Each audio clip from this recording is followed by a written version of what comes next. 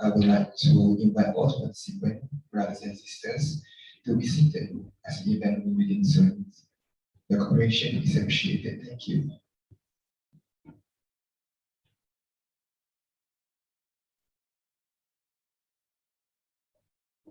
Yes, Assalamualaikum and very good morning. I am Lahim Samuel bin Kumar Zaidan, the Master of Ceremony of our event today.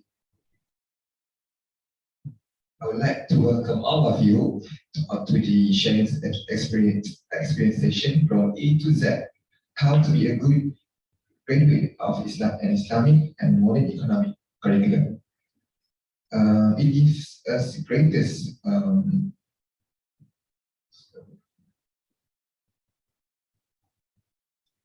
it gives us a great pleasure to welcome each of everyone of you to our event today. We appreciate your effort in allocating your precious time to be with us here today. On the Barakah Day, we shall witness friends of Center for Islamic Economy and Department of Economics in collaboration with Center for Islamic Economy, CIE, Kuliah of Economic and Management Science, KEMS, International Islamic University in Malaysia. To seek blessing from Allah, let's recite the Umm Kitab Al-Fatihah.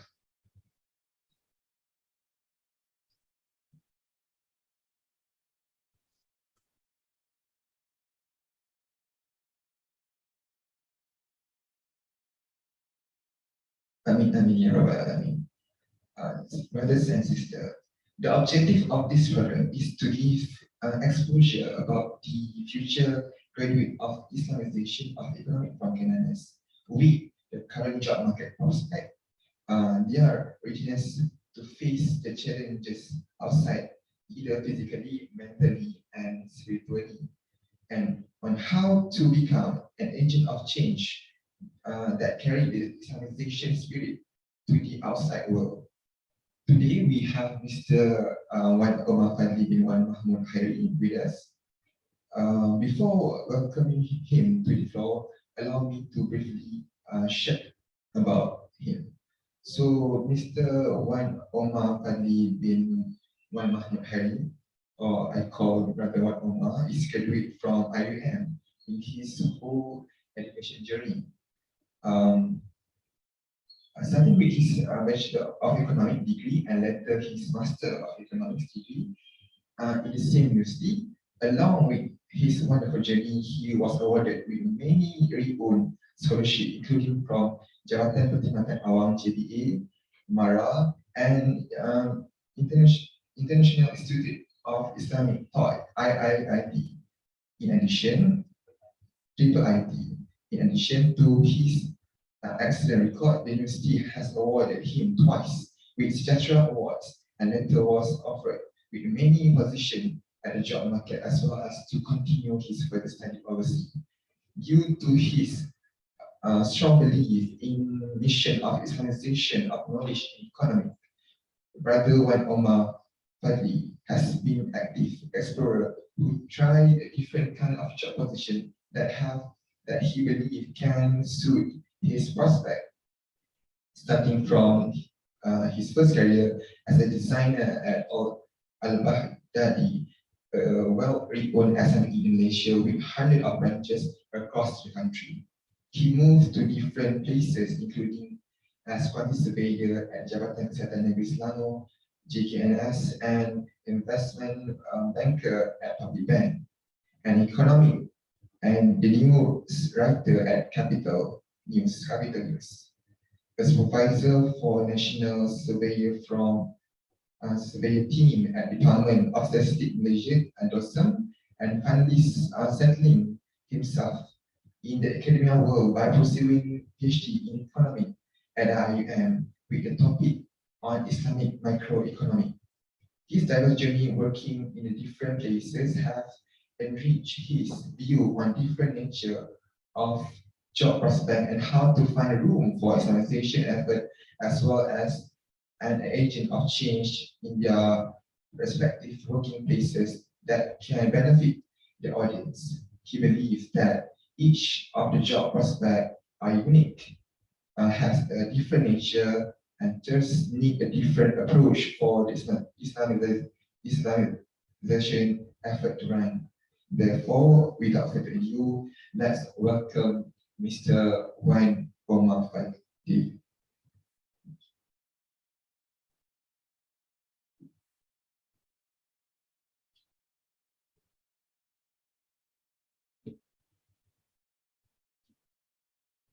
Assalamualaikum warahmatullahi wabarakatuh. Thank you to our master of ceremony today, Brother Muzamil. My name is Muhammad Fadli, currently doing PhD in IUM, in economics at IUM. Before that, I would like to thank you to all of the committees of Friends of CID for having this program. I think we already included this to be part of our what we call annual program, right? Because this is an annual training for the committees, and hopefully for those participants we have what's your name again? Sorry, is that yeah, is that also here? Thank you. And also, do we have some in the Zoom? No. Yeah, we have few in the Zoom. So thank you to those who come to our event today. And the reason I would like to have this kind of talk is I don't think this topic is you can find anywhere, right? I think if you browse through the programs like the access, DECS, accounting, we have DACC, right? And then we have history, and the other one is BACC, right? In the Bachelor of, no, I'm sorry, in the business or BBA, right? I don't think they have this kind of topic to be explained and to be introduced to us. But when I was in undergraduate before, nobody really would like to talk about this much. So I have my own kind of journey in order to look for to find connections what I learned in the university and how I'm going to apply it to the world outside. So it is a long journey, but it's a very fun journey and also very exciting one because I learned a lot during the process. So before I'm going to continue my topic here, I would like to ask you guys, what are your planning actually after you are graduating from this university? Yeah. So what are your actual planning? What you want to do after you graduate from this Islamic university? I would like to put Islamic university because we are not like other university. So what you are actually planning to? So maybe Brother Izzat, you can tell me what you are actually planning. So for my planning, maybe there are two choices for me. Firstly, if I go to the finance sector, which is banking sector, okay. So if I go to banking sector, maybe I will go for the professional certificate lah. Okay. And the second choice is maybe I will do master. Okay. In overseas lah. Okay. So that is my choice. Okay. Does it have anything related to Islamic University or Islamic continuation from here to the world outside? Do you have any plan in mind? Yeah, exactly. That's the reason why I have this kind of topic. How about maybe Muzammil? How about you? But you're from accounting. I'm sorry, but this topic is a little bit towards economics, so kind of not fair. But at least what you have planned in your mind. I would like to pursue master.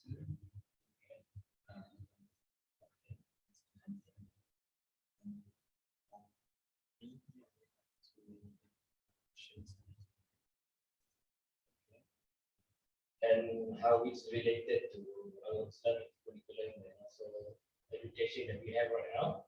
Are you just going to leave it to the gate and then you go outside and then you just continue like others? So what's your plan? Do you have any? You don't have any plans for that, right? So yeah, okay. How about you, Najwa? You have the only sister here. Maybe sisters have different opinion. Who knows? For me, I would like to enter the job market is like going to industry or like finance sector. Okay. And then I would like to want to be master because my end goal is to become a lecturer.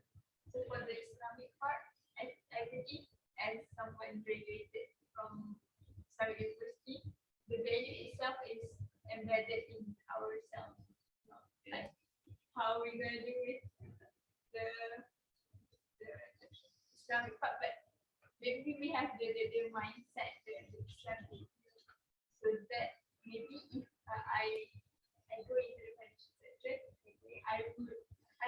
But you said you want to be a lecturer, so then Before that, before you I want to go to okay, that's good plan. Yeah, I will let you continue finish. And then, I mean, going to finish that, of course, you see many around thing or maybe subject related to IPA. Yeah. So as graduate from IUM, maybe the recommendation or the contribution from my part will suffice. Okay. So it's a good plan, right? I mean, at least in theory, you have laid a good plan for that. And that's good intention. At least you pass the first level. And some of you guys didn't pass the first level, you don't know what to do with the Islamic kind of teaching you already got here. And then maybe you just leave it on the gate. After that, you go outside and work. I mean, you need to think. If you do that, what's the difference between you and UM graduate? Why you don't enter UM then? If that's the case, have you ever thought about that? Because we need to think about that. Because otherwise, if you only think that, or you just learn, you don't know what to do with that kind of knowledge, there is no difference with you, with other graduates. I mean, you better go to UM. UM is better in terms of college faculty. They have great lecturers. Prof. Jomo used to be there. Prof. Dr. Sulaiman Mambo. He's one of the great economists in Malaysia. Here also in UM, we have Prof. The one who write the Malaysian economy textbook, Raja Rasya, also based in UM. There are lots more expertise in economics in UM compared to IUM. So if you are using economic term or economic productivity efficiency, you're not doing efficient enough. If you know that you don't really utilize that thing, but you still go to that institution. But do we need to do that? Of course no, because that's the issue then. The current world that we are currently having to face by the world outside is, I believe, is not due to we neglect, it's due to we neglect the Islamic values. Right? That's why at the world outside when we would like to make policies, especially like the economic policy, we find contradiction between our belief and also what's being proposed in Western economies, and then what's being proposed by people who don't understand religion. That's why we have this kind of conflicts, because we don't know how to carry our religion to the world outside. Right? Now you face a lot of confusion in terms of political system, in terms of our economic policies, confusion between our faith, between our knowledge, modern knowledge coming from the West, and also between ourselves too. Even when we would like to raise our family, right? How we want to raise our family means, are you going to use Islamic values or part of the teaching of the ulama, or you want to use the modern psychologists from the West, or you want to use the modern style of some people? So it's kind of basic question, but sometimes it doesn't occur to us to think about that because we don't think it's important, but actually it is. So I don't want to emphasize on that, on the parenting or other issues, but I would like to focus on as a graduate. So this is the basic kind of level that we need to think. So next slide.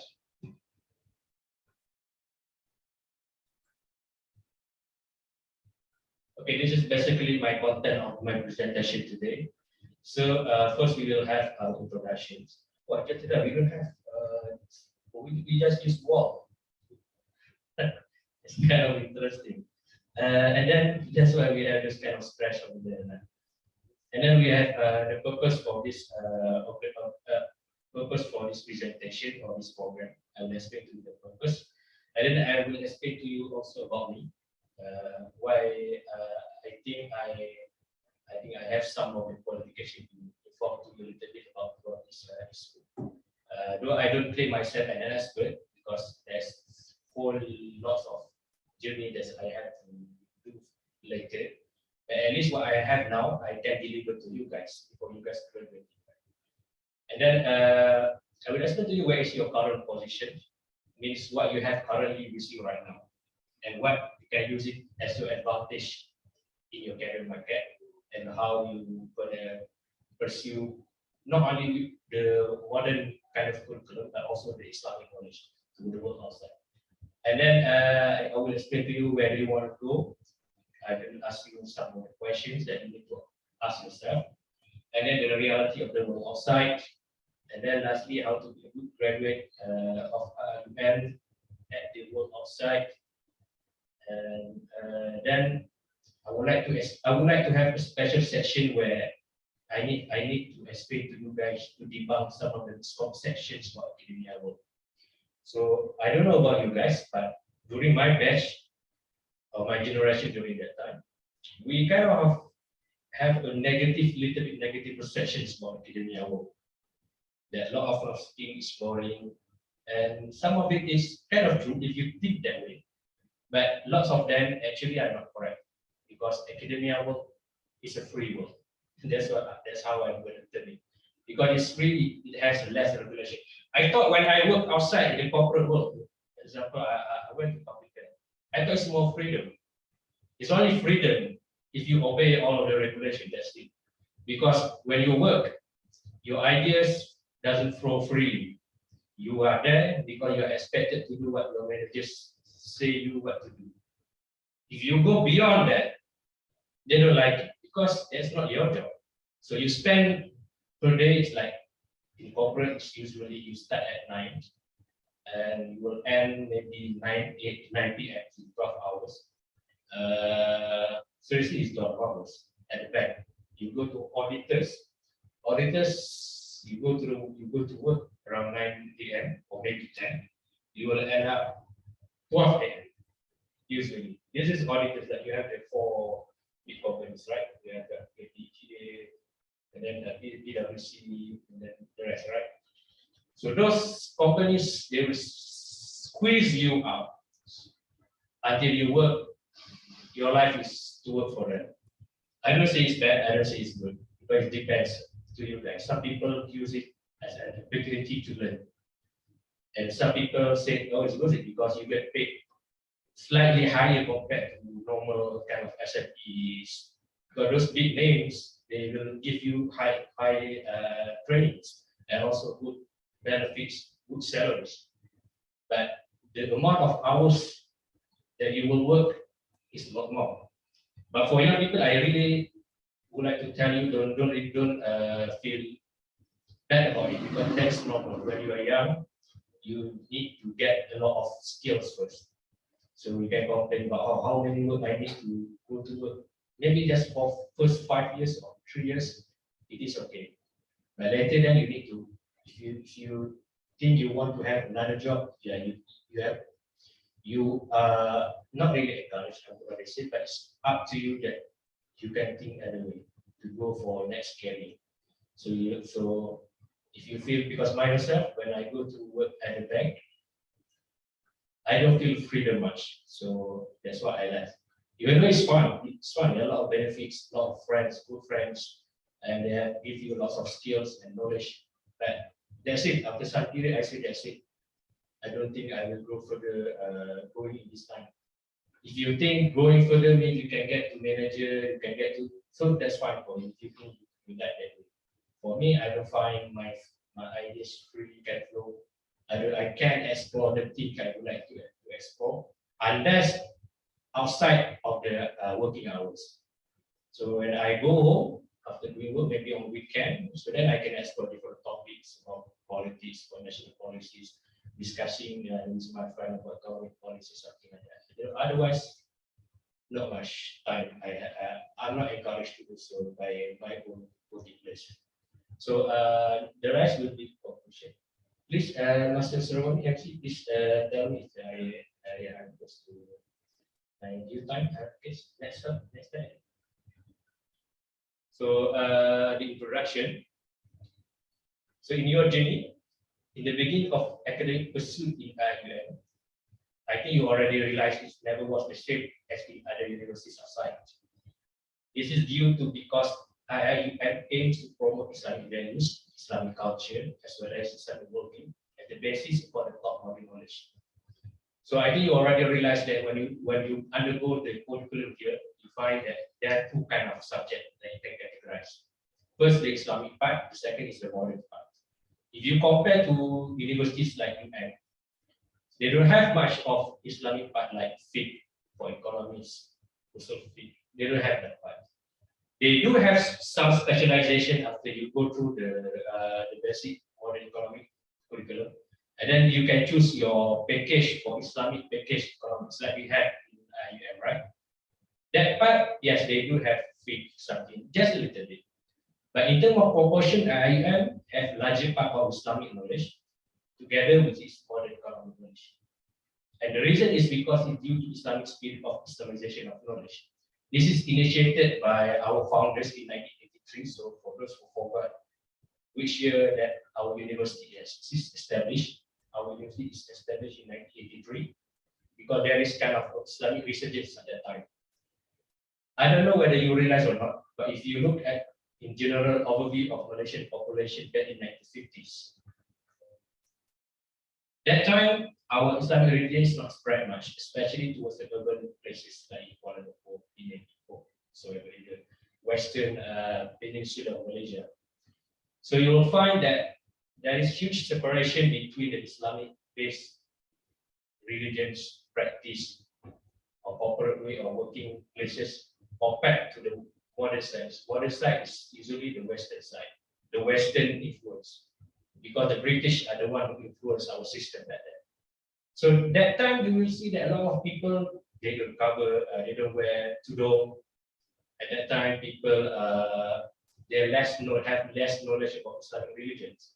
Even that time, if I ask some of older generation, they don't have Azan at the TV because it's very weird to have that. But at that time, Islamic resurgence is not that much. But then, around 1980s, we had Islamic resurgence. In 1983, IUM was established because we believe that in order for Islamic civilization to move forward, we need to make our curriculum better and able to integrate with the modern side of knowledge. Okay.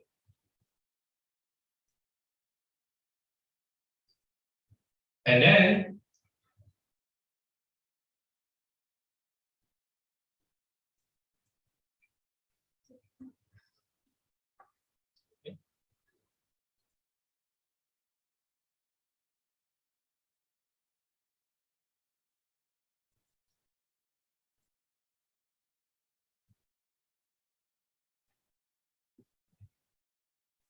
I cannot see this time.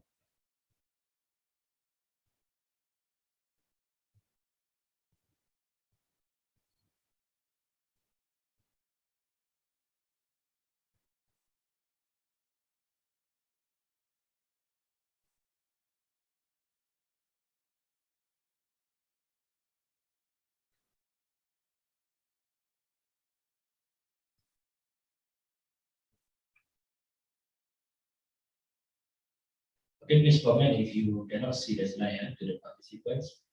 And then due to that, IUM is established together with Bank Islam, based on Islam that was 1983 too, together with Takafu, Malaysia. Back then, people use the insurance, the conventional insurance. So I remember when my grandma told me the issues back then is when they want to make a loan, they try to refuse to make a loan with the bank because the only bank available is the conventional. But their face tell them, don't interact with riba. So that those kind of hardship happened back then, before 1983, before Bank Islam established, before other banks applied the concept of Islamic. But now we have Bank Islam and other Sharia-based Sharia compliance bank. So it's much easier. But does it enough? So that's the question that our generation need to ask. Because right now, I think we see even a problem, right? We don't know how to carry out our Islamic values that we learn in this Islamic university to the world outside. So this is the challenge of our generation compared to the past generation. And next slide. What are the purpose for my presentation? So first, I would like to share the experience of changing of myself in looking for the best medium to fit yourself in the future and then after graduation, specifically for the case students from IUM. Also, secondly, I would like to provide useful tips to make sure you are ready to face the next journey upon graduation, like on preparing your resume, forming good intention, performing personality tests, etc. And then I would like to teach on why and how to give back to the religion and society upon graduation, especially towards IUM as examination of knowledge institution. And later to explore the audience with different culture in different working place setting, to promote academic culture, following IUM mission and vision, deliver on this misconception of it, and to share experience on how to carry the mission as an agent of change from IUM to the world outside of graduation. Next. Okay, so this is a little bit about me. I joined UM in 2011, so I'm not that senior as some of you guys might think. 2011 is like 10 years, 12 years ago. Yeah, 12 years. And master's degree, I did my master's degree 2018 to 2019 because 2011 we include the CFS, right? 1.5 years, and then degree for 4 years, something like that, and then master's degree. My master's degree 2018, 2019, and then my PhD 2020 up until today.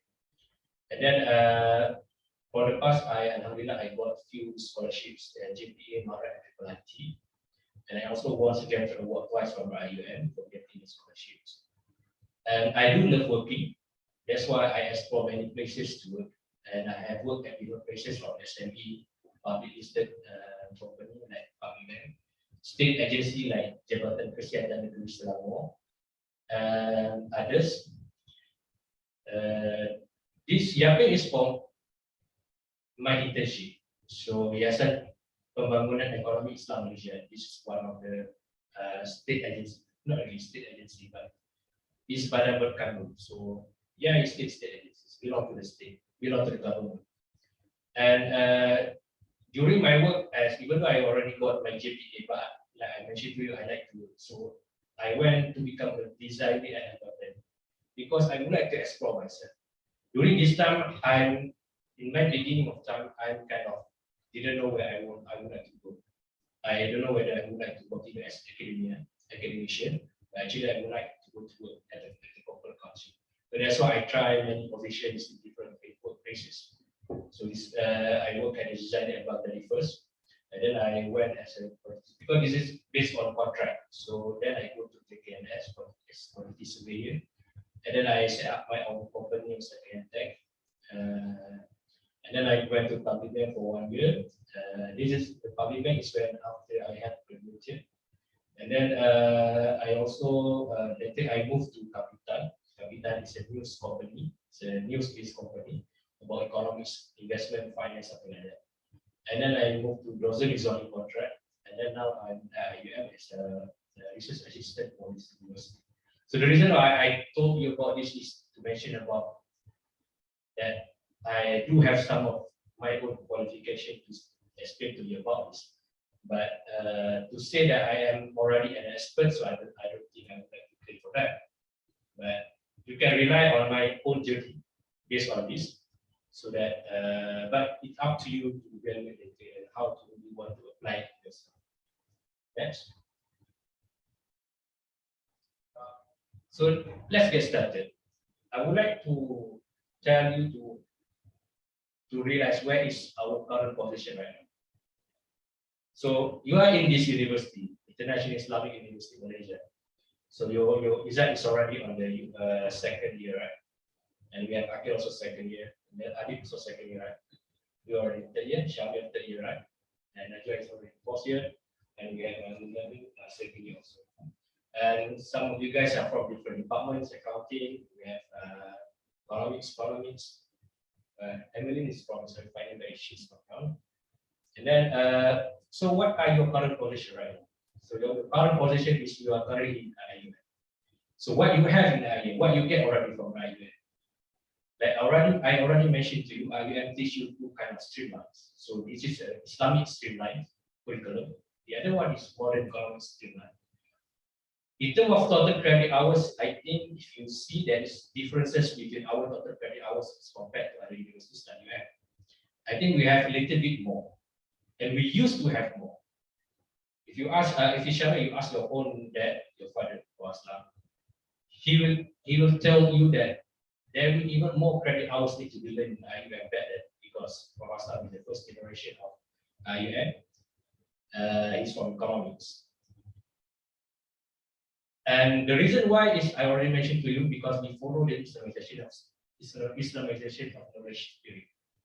So that IOK is a spirit where we would like to integrate most of the knowledge. So when you talk about economics, there's a national economic policy on housing. We don't want the graduate, the IUM does not want the graduates to only think about the Western side. So when you want to analyze the national policy of housing national policy from economic point of view, the IUM does not want you to only think from the Western side of analytical mind or analysis. They also would like you to have an Islamic side for it. So that is the reason why we have this dual kind of curriculums. But due to some complaints back then, and also after doing some screening, some of the working total credit hours been reduced because right now some people complain that this knowledge is not being used much, and also because right now also it's not easy to get job, right? So some people claim that even the KPT, the ministries, they kind of push all the universities to reduce the credit hours due to they want to have less years for people to be in university, so that the next generation can come in less cost to be burdened and something like that. So that's why gradually the total credit hours that IUM is having is gradually decreased, but still I think in total is still higher compared to other universities. So what are the impacts? Can you share your own view? What are the impacts for the IUM? They have this kind of two curriculum, but the result is higher credit hours, total credit hours. But later then they reduce the total credit hours. So what do you think the impact that you right now already undergoes to? Anybody can explain the impact?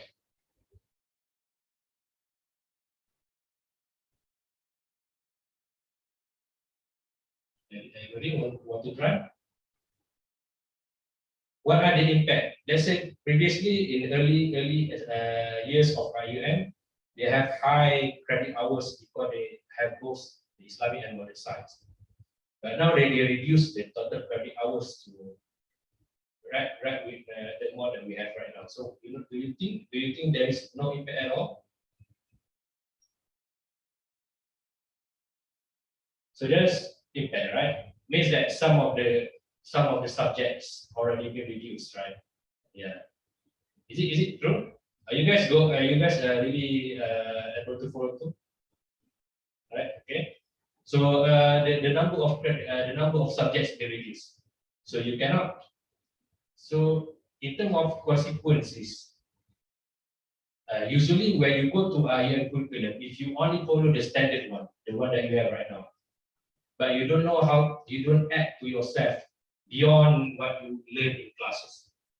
So you will end up being the portion that you have in modern economic curriculum that they teach you, and also based on what the portion Islamic side already teach you. So remember that we are not specialized in both. We try to fit both into one, but now we reduce, means that we are not specialized in both. Specialized means that you go to University Malaya as an example. So they specialize in modern economics, right? All the curriculum they teach you is all modern economics, mostly majority. I don't say all, but majority of them is modern side of economics. But if you want to be Islamic economics, you go to UM, you will get fewer because they are not specialized in that. And the same in Islamic side, we are not as specialized as compared if you go to the Middle East curriculum. You go to Middle East curriculum, they are more specialized in terms of you need to learn expert in Arabic, you need to be able to read the Arabic book, kitab, or something like that from fiqh point of view or whatsoever. So that their advantage. But if you want to say that, can I learn more modern economic curriculum at the Middle East? Some of them they do offer, some of them don't, because they are not specialized in that. So you need to know this is your current position that IUM they have both, but they are not as specialized as those universities who already specialize in those one of the two things. Because I don't think there are universities that specialize both. We used to because we have total credit hours, but the consequence is we have huge total credit hours, but now we reduce so that yeah, you guys also do you guys want to learn Arabic to what level 6? I don't think some of you guys want. Right? So that is why you need to read to know the consequence of that. So that when you compare yourself, let's say in future you want to be specialized in trade, economics in trade.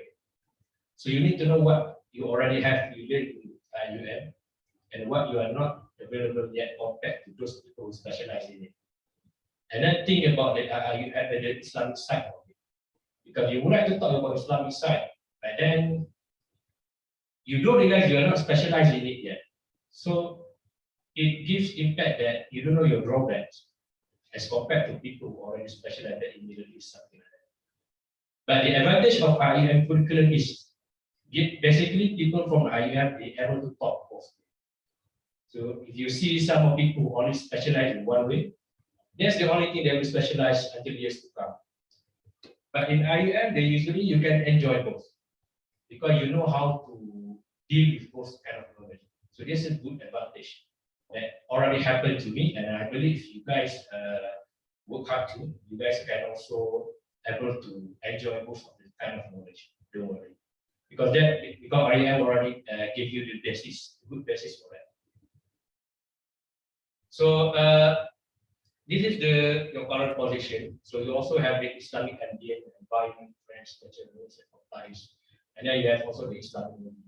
Lots of people actually, when some of my lecturers, when they meet their own ex-graduates, so lots of students they say that the only thing they miss from IEM is learning from the Islamic side, because the Islamic side at least give you a very creative point of view, different point of view, and it's a very because Islamic give you connection with your spirit. Other than and then you go outside and you just do the same. You do the same thing every day. And I don't say it's bad, but it will lead to some feeling of missing something. And then you're also born with different strengths and weaknesses, and you need to assess yourself, especially by doing an online test. I'll explain to you later what is about online test. And then you have you also need to analyze some strengths and weaknesses. And if you have weaknesses in communication skills, you need to improve it. And then you also need to know whether you are extrovert and introvert. This is examples why I said to you that you need to analyze yourself. So that when you know yourself, you can know where your position, where you are suitable at. But when you analyze yourself, does not mean that when you find a result, it doesn't mean that you need to stay that way. Right? Let's say you have moderate communication skills, as an example. So that doesn't mean that I only can find job that let me to not communicating much. So no, it doesn't mean that way. It means that you just need to rectify yourself, improve yourself. The same is extrovert and introvert. If you are being too introvert, then slowly you can try to learn how to be a little bit extrovert. If you are extrovert too much, because extrovert too much is also a problem. And then you can also try to control yourself a little bit. So it is very important to do an analysis of your own personality test. And then we have math and theoretical concepts. Some people they like math, some people they like theory. And to be a good economist, actually you need both. You need both. Theory is important, but then you need to run your own kind of data, right? Actually it's still okay, but at least you need to know a little bit math and also be good in editing. No need to be so expert, but at least you can understand what people writing in the journal, what this equation is about. At least you know about it. Though you don't really create a model math economic model, but at least you understand what's being written by others. And also the other one I would like to put here actually is about modern and Islamic side. So you need to observe yourself. Some people they come from a religious background, maybe from the religious school or maybe from religious family. Some people they don't. They come from the modern side, maybe from normal school or maybe elite school that doesn't have Islamic religion much. So you need to analyze yourself and improve yourself. Which part you are lacking. So the main point I would like to mention here is by knowing yourself, it's not about you have to stay that way, right? No, it's wrong. You know yourself so that you know what need to be improved, and you don't need to improve what thing you already good at. It's waste your time, right? And then next, knowing this will help you to understand what you currently have in your hand, your tools, your knowledge, skills, and personalities, and what is not available yet. And then, you want to stay or you want to sit over there? Oh, okay. And then, and this will be very helpful for you to pursue your two responsibilities. I don't think it's being taught that much that about our two responsibilities or two purposes of life on earth. And can you mention to me your two purposes of life? I think this is very basic. What's the mankind purpose of life? We already tell you, oh yeah, already told this kind of thing. But our purpose of life there are two. We are servant of Allah, Abdullah, and then we are also Khalifatullah. Means that the vicegerent on earth. That's two purposes of life. Means two purposes of life means that every time you wake up in the morning, it's not about working. No, it's not only about working and how much you can find money for yourself. No. It's knowing that this is two responsibilities that you need to pursue. Why? Because without these two, there is no reason people need to think about each other. Right?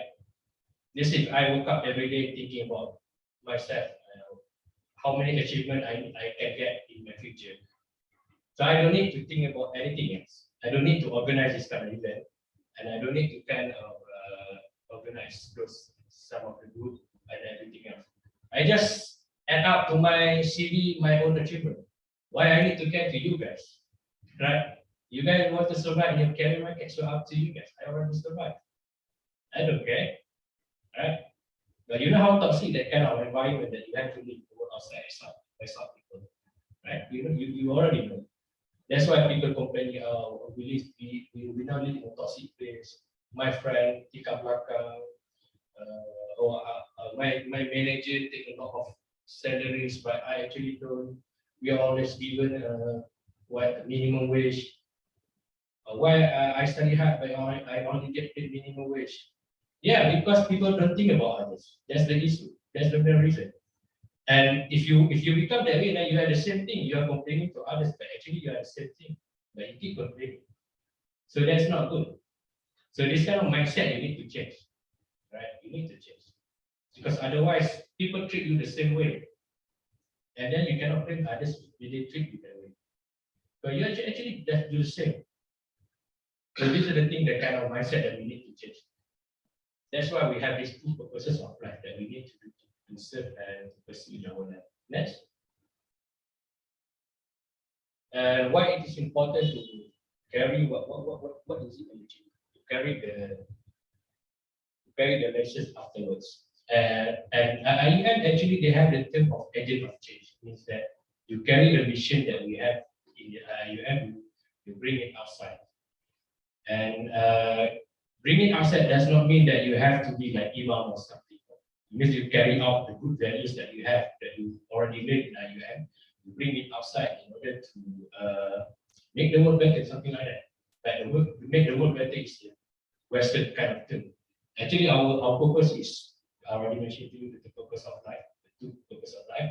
The other one is create Islamic civilization. That's our task of job actually. And then what are you expected to do? First, you have to know your strength, know how to strengthen your position outside. In terms of food, I don't know why I put food.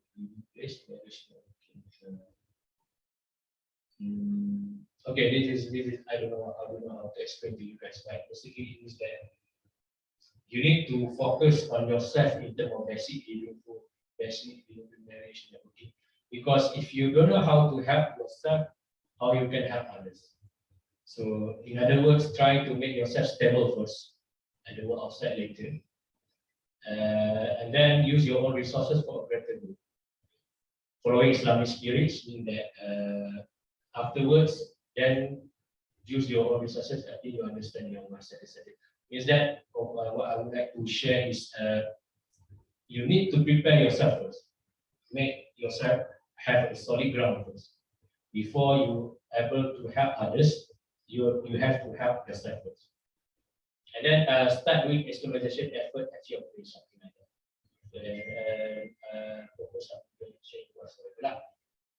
Next.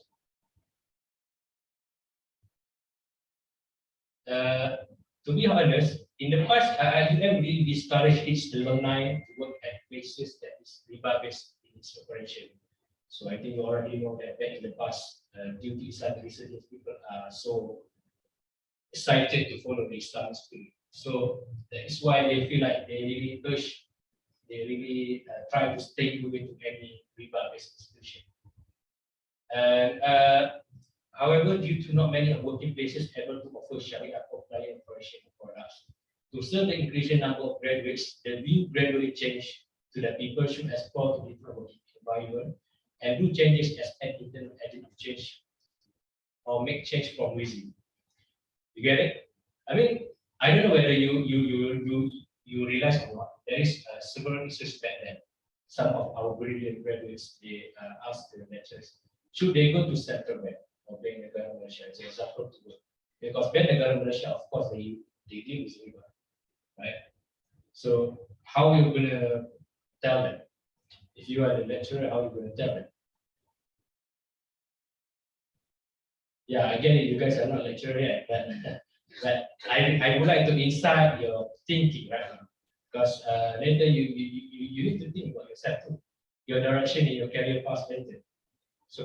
So back then, some of the lecturers they don't really encourage them because there is some provision offered in Islamic-based institution, like we have Islamic banks, right, in Islam, and then some of the lecturers say that some of the lecturers later, in the generation later, they say that just go and try to change from within, because otherwise that place will always be filled with people that doesn't know about Islamic based concept at all.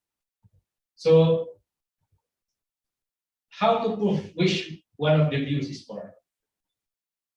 How you want to prove something that this view is correct and this view is maybe less correct or also correct? How you want to prove?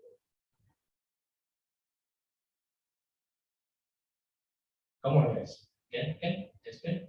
I think you have to give your Sorry? If for I have is to put something right or No. I mean, both views are given by lecturers. But how you want to prove that this view is also good? I mean, yeah. I get it. You inform in terms of how to derive hukum, not hukum, but it's more like guidance, right? But I'm not telling in terms of I'm not looking for in terms of how to derive the guidance. But that's good also. That's good also point of view. But I would like to ask you how to prove that this is also a good way or not a good way, other than using the ayat for Quran, because some of the ayat actually is very ambiguous. They can have in both ways. Let's say it's already settled that part. So how would you like to prove? The way you would like to prove is actually look at the results. So if you look at the let's say our central bank nowadays, do you think it's more Islamic compared to before? Yeah, of course they do, right?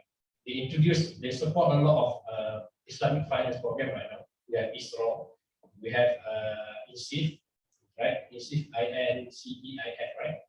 So it should belong to the government, to belong to the central bank.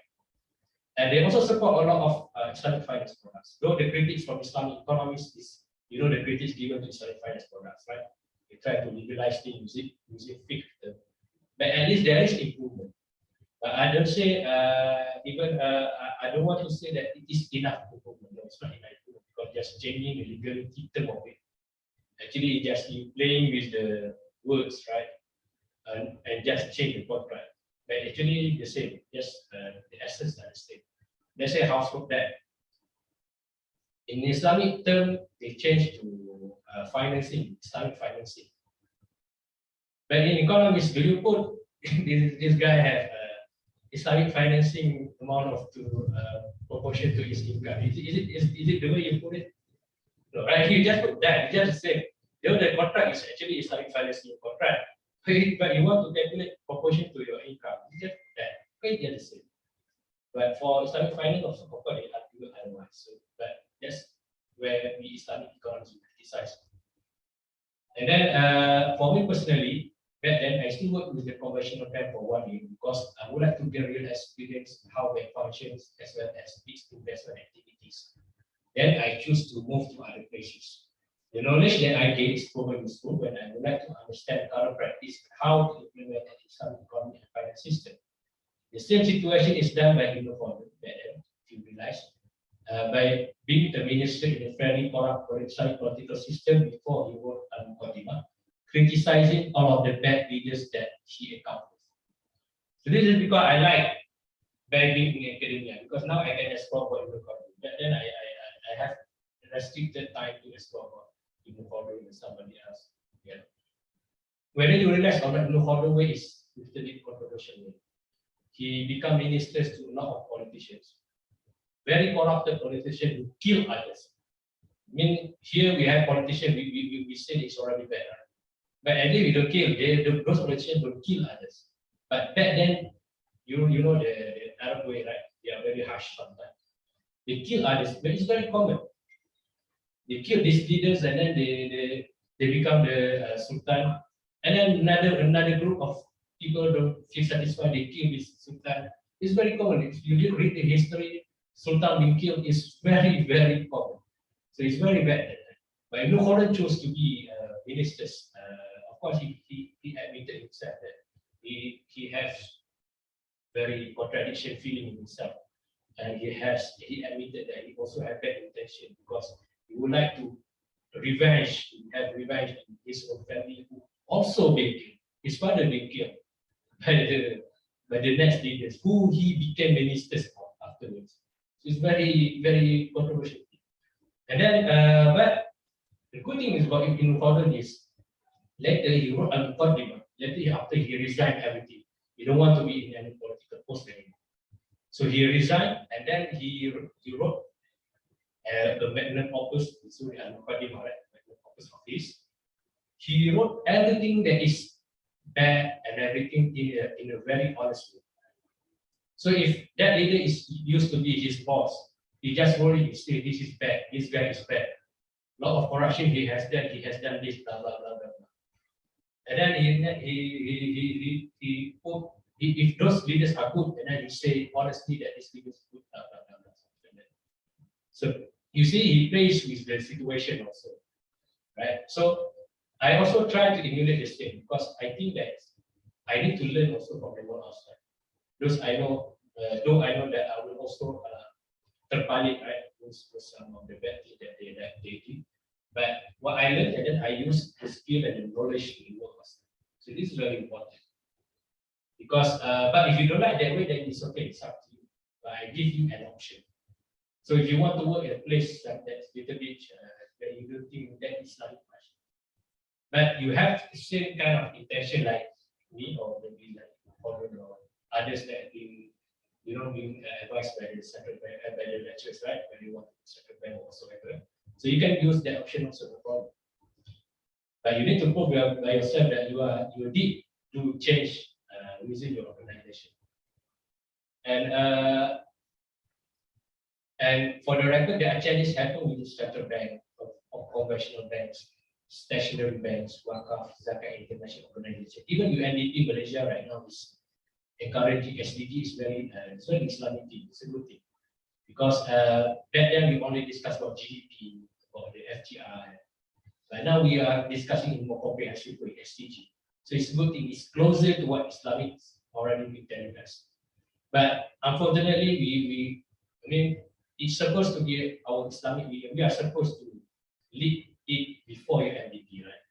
But UNDP is the one who lead it, and then we are the one who follow. So, but that's okay because majority of these countries are actually developing. So it's not like we have all the capacities to do that, right? And to become leaders for other countries or lots of other bankers need to take it. And so those who strive for the changes that is closer to the teaching of Allah, and then that person surely will get tremendous rewards from him, since every single communities who get the benefit, the reward is given back to you. So remember that if you do good things, you spread good things, and that person follows, that's one reward. If you do good for 10 communities, and 10 communities have 100 people in it, so you time 110 times, then that's how much reward you get. And if that reward is continuous in the future, let's say people who work hard to make sure this IUM being established, and that benefits is even benefited to us up until today. So how many reward that people already get? So don't feel like, oh, this is very tiring thing to do and there's no reward for me. No, there is huge reward for you. You don't realize about it because you don't remind yourself about it. Next. Okay, how to apply Islamic values into your workplace? First, there is basic first level. Basic level is where you apply the commonly understood values at your working place, like being disciplined on time, practice integrity, being just to others, work diligently, pray on time, etc. So this is the basic level. Why I say it's basic? Because it is universal good values that are accepted everywhere, whether you are Muslim or not, or whether you are from IUM. So this is basic level. So even you don't just because you are from IUM, don't feel like, don't think that those other graduates of other universities don't practice like us. No. Don't tell that IUM graduates is UM as people not feel offended, but don't think like, oh, UM doesn't really Islamic, they don't really integrity or don't really pray on time. No, they do Islamic in terms of first level. They do. But that's what we need to differentiate ourselves, right? Because that's the only thing we do, then we are not much different from others. That's why there is second level for that. Second level is you produce a project that is good for the benefit of society, religion, and nation that are aligned with Sharia. Example, promote your company to do CSR to sponsor students for Islamic economics, accounting, finance, business studies, and promoting SDG motive. That is one thing that I really worry is about Islamic accounting. Islamic accounting actually is, I have to say that it's not really developed much. I don't know whether it's because lack of sponsors for it. Maybe it is about lack of sponsors, and also maybe it's because it's not easy to be done. Because accounting, they have their own kind of international standards, right? You have to get approval for this international standard, and then that international standards already applied everywhere. So when you want to change it, it's hard. Even I had one lecturer saying that many Islamic universities, they still apply the conventional accounting system. Though they teach in class Islamic this, Islamic that, but in practice, when they want to have their own account, it's still in the conventional way. Even the term need to change in the conventional way. No Islamic term anymore. What's being taught in class, Islamic accounting, blah blah blah, is term. Actually, when they do their own accounting within the institution, they need to change the conventional term because in order to align with the system, the current system. So there is huge lack in terms of Islamic accounting, because it's not really, some of them being devised, but it's not really able to being not really agreed by each other, and then you need institution to confirm it, and then you need to have a center where to approve it, so that everywhere who would like to use Islamic accounting can apply the same. We do have our AAO FII, but that one is international standard, and sometimes lots of them not really comply with Malaysian way. So that's why lots of them are being used by Malaysia. So there is lack of that in terms of Islamic accounting. And also in IUM, they follow the SDG motive, and it's a good thing because they also invite UNDP Malaysia to also be part of us. Right. So SDG is way better compared to the conventional one. Conventional one only talk about FDI, the GDP or whatever. It's very narrow. So that thing does not really elevate communities to become better in terms of socio-economic understanding. And but of course, Islamic value is more comprehensive than SDG. But at least it's closer. So And then the third level is change your working institution to a better vision and mission that embedded Islamic economic values. Let's say NGO, Islamic banks, government agencies like EPU and universities, etc. The good thing about government agencies, I would rather say they have done a pretty good job. Because even EPU right now is more Islamic compared to before. That's why you have the term Madani, you have the term, many Islamic terms nowadays, right?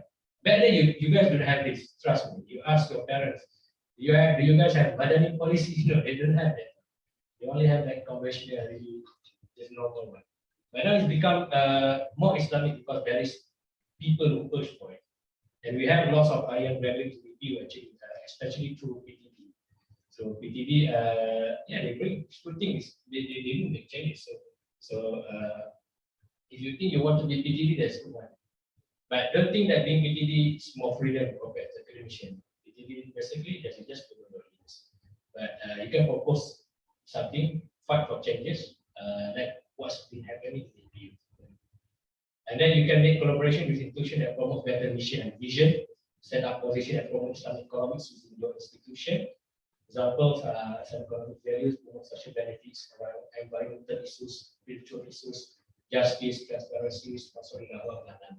So we have NGOs is much easier to be done. We have lots of NGOs nowadays, right? For Palestine, for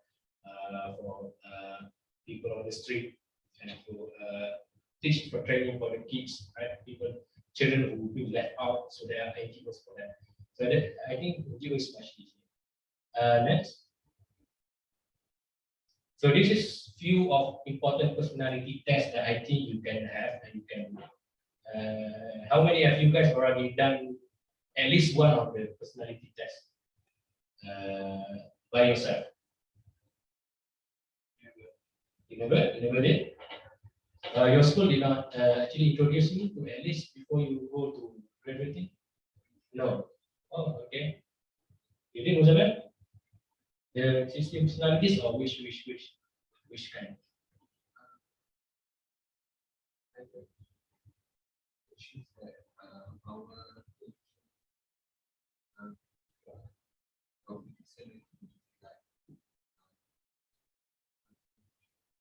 The 16 personalities we have what? E and like G, it's the same. That one is 16 personalities. So what are the results? I mean, is it helpful for you? That's good. Others, Shamil, did you already did? You never did. Did you already? Yeah. You already did. And then, is it helpful for you?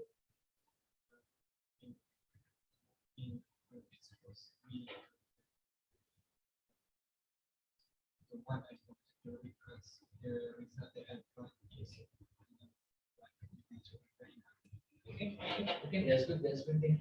But it's very helpful. Then they don't have this advantage of our generation. So I did this. I always did this before.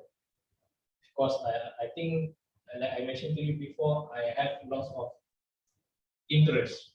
So it kind of doesn't really give me a good direction where I should go. So I like to do this, and then I like to also do this, and I also like to do this. So it doesn't really give me a good direction where I should go. So that's why I like to do personality tests frequently. Means frequently once at least in a year. So I think you should do it so that you can learn about yourself.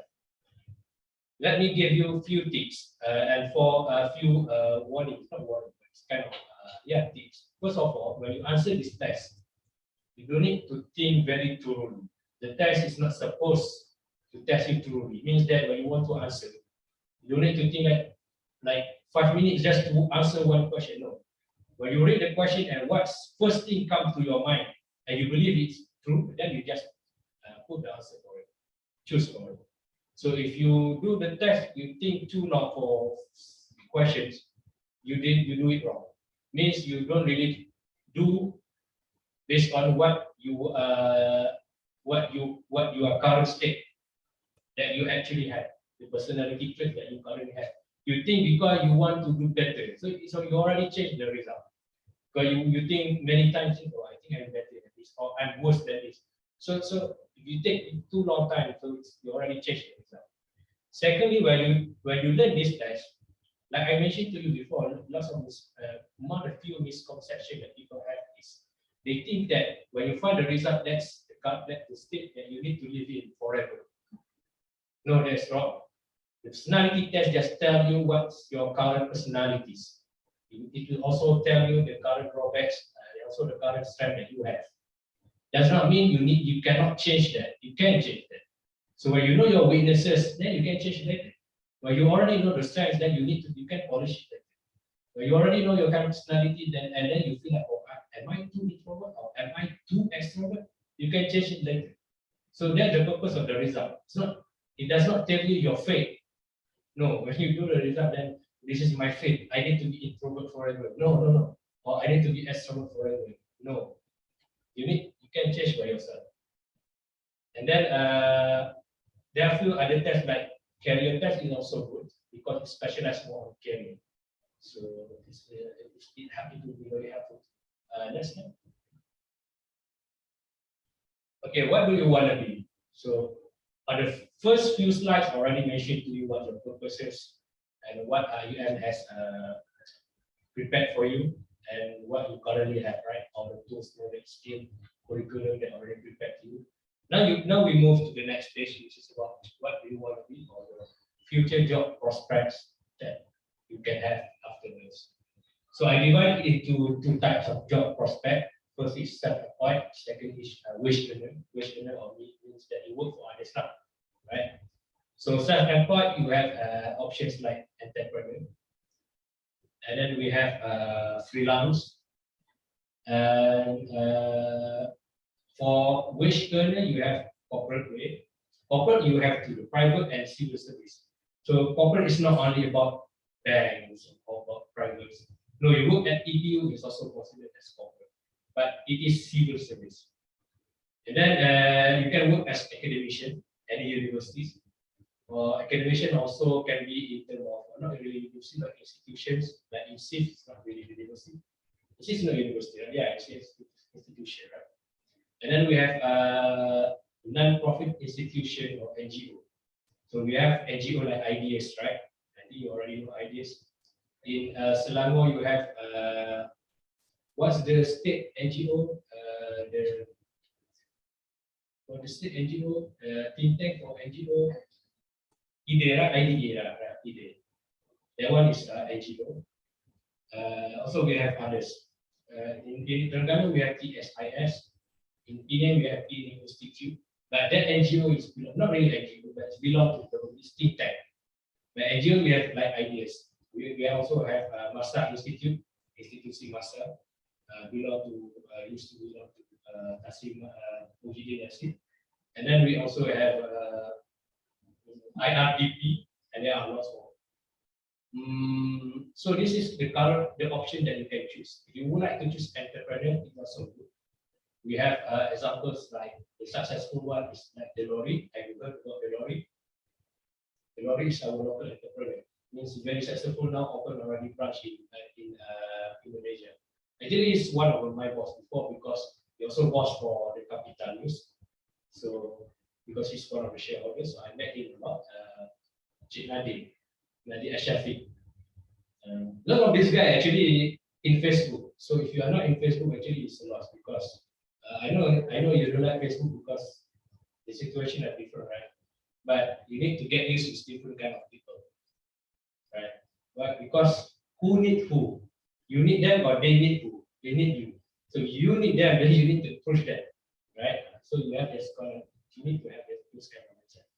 The same way when you work outside, though you feel like you cannot get along with your manager because different ages or something. But ask yourself, who need who? You need your manager or manager need you? So the answer is you need your manager so that your manager can help you assist you. So get along with it. And then you have to also can do freelance. Lots of our students do freelance. And for wage earner, first we have corporate. You can work at maybe TM or BNM, Azana. You also can become PTD. All of this belong to government, but in terms of private and banks, investment firms, and also IDB, Islamic Development Bank, the Saudi Arabia. And then Amani advisors belong to our former president, right?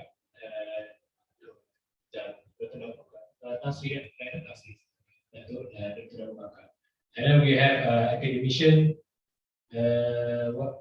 Academician, you can go for overseas or local. We have example exclusive, ISRO, IUM, USIP, UN, Ankara University Turkey, Durham in UK, and etc. So lots of options. So you think that academician is only UC, UM, no. You can go to Ankara University if you want to at least make yourself qualified for that. And for a non-profit, you have Ideas, Institute Masa, UNDP Malaysia, IDE, TSIS, Institute, ABIN, Unriba, Center for Market Education, Zakat, whatever. So don't feel yourself where I want to go. There is no much job prospect nowadays. Actually, there are lots, but you just need to try. Right? Keep trying, because trying once doesn't really mean trying. It's only once. So you need to try. I applied a lot. I would rather say I have tried close to 100. Yeah, I just said, just send. Why not, right? It's a good thing. You know how many people that value your CV. It's a good thing. Yeah. And then next. So this is my personality. I am a commander. I don't know why I've been doing this test how many years already. I always came out with ENTJ. And the other one is if you are using they both use the same concept of some theories by psychologists, but the result is not NFP. There is slightly different personality test. Next. And all of those career prospects need different skill sets, depending on the nature of the working place that you are in. An example, a corporate place with profit motive will need you to help the firm grow in the least cost efficient and I don't know what I'm missing over there, but maybe more productive. Next. Reality of working outside. So, first of all, your mindset. So you need to realize that you are not a student anymore when you're working. You are expected to deliver since you are paid. And then there are so many graduates with good records. So what you need is a good preparation. First about mentally and emotionally, and then about your skill. That's why it's good for you to join. For example, you join, you get skills. You learn some of the skills, you get certificates and curriculum points for them. And then intellectually IQ and socially SQ. IQ, it depends. For me, if you want to go top in everything that you want to pursue your master's degree, you want to go top universities, IQ is important. Or if you want to go to Bangalore, yes, IQ is important. You want to go to Khazanah, IQ is important. People who say IQ is not important is those firms or those places that not really rely on your IQ. So like, as example, you become bankers, so they don't really look at your IQ, but your capabilities to run their task. So even you only get 3.5 is already okay. Oh yeah, when I mean BNM doesn't set 3.5, of course beyond that. And Khazanah, and one before you ask about what was the Indonesia was EPF. Yeah, but EPF does not set just merely 3.5 beyond that. Unless you have some kind of interesting kind of qualification. Let's say you have you are 3.5, but you are from LSE, so that's different compared to 3.5, but you are from IEF. Right? So, but don't worry. Other places they don't really emphasize on intellectual, and you still can try because they are looking also for local graduate. They don't rely on only for overseas graduate. They would like to have local graduate because local graduate they have different kind of quality and different kind of education. Because overseas you have to follow their own curriculum. I don't think they learn Malaysian economy at the overseas though, but we do have it. So we have good grasp for that. And I don't think at the world outside they teach you about local conditions or sometimes national policy or something. But we do have that in our local university. So they do open for local graduates. So just try to apply. Lots of our graduates already being in bank negara. So if you want to try, so why not? I do try, but of course, because my CGPA that time is not that high. Because I think I don't know whether it's my fault or not, but I already got GPA, so I'm not really motivated to get too high of too high of CGPA, because I think that's it. I already worked hard before, so I would like to try. That's why I work at different places. So I don't really focus on my IQ side. I focus more on EQ side, SQ side. So that's why I say it's very important to learn the personality test, because you know what you can pursue it. And then you also need to be good in preparing a resume, not necessarily for CV. So there is difference between resume and CV in Malaysia. Some countries not really emphasize much the difference, but in Malaysia, I think they do.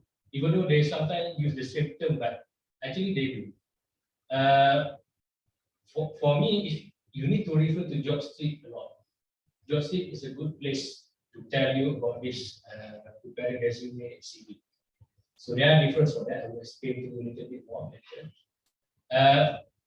I think you guys realize that there are differences in sites where you can apply jobs, right? Some of them prefer Job Street or something like that, LinkedIn, something like that. Some people they go through like social media, something like that, right? Because like you need to understand that big company they don't offer themselves, right? So big company like Khazanah, they don't market themselves. You are the one who need to look for their open opportunities. So that's why Job Street, yeah, they do. Because Job Street are the one looking for the prospective job. Or in the website, yeah. But you don't go through the social media looking for where is then the guy will open the next position. No, they don't. That's not how to when we have bank investment bank Malaysia MIDF, right? When MIDF going to open the next position, you look at the Facebook page or Twitter page. No, they don't look at that. So you need to go to some of the website that qualified like Job Street, or even you go to the website, or even you can email them about job opportunities also okay. But if you like to work in a more formal way, well, not formal but small, some people would like to work with influencer or whatsoever. And then there is no problem with that. Some of the business people from the DBA, they perhaps like to work that way. So you can also look for that. But different platforms serve different kind of employees.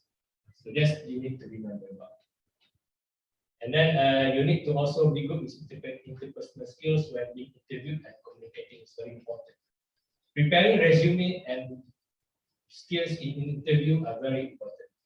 Very, very important if you want to get your desired job. So don't worry much about other things. Maybe I don't prepare enough for my skills for banks. No, they will teach you about it. Don't worry. You just need to prepare your basic skills for it. And then you need to enhance your skill for preparing resume and also when being interviewed. That's it. Because after you get admitted, then it's okay. You guys learn in the process. There's no problem with it. And remember, this will be very helpful for you to promote yourself, or you want to change to another place if you feel your current institution that's not open to more Islamically motive. But it happens to me, though I like working in public bank because it's a very professional place, and they will teach you lots of professional skills. You need to be on time. You need to be professional in doing your jobs and everything. But the thing that I feel that I don't want to stay long is, of course, because it's related to riba, something like that. And second, it's not really. I feel like it's not really Islamically motivated thing. So every day work up is all about profit maximization. You just do what your manager says to you. And then secondly, I don't feel like sometimes you want to pray, but not really motivated. Unless it is Islamic public bank, may be different. But for me, I don't go to Islamic public bank because not related to economic much. I go to conventional public bank because it related to investment position. So investment position is more related to economics. Because you go to banks, it's more related to finance. Different. You still can, lots of our economic graduates employed into finance position. But for me personally, I don't like it. That's why I go to for investment. Because investment, you learn about economics. You get news from economics, what US federal rates has been changed, why it's changed, and why this happened, why stock market is doing that. Next. So this is the difference between CV and resume. We prepare a job street, and you need to know about that. In UN, they also have lots of open courses, not courses, but you can meet them. I think in the counseling services unit, I think you can meet them and ask them to try to teach you how to do the CV or resume. CV is much longer. CV is about biodata about yourself. So let's say if I would like to apply a job as a lecturer at Ankara University, for example.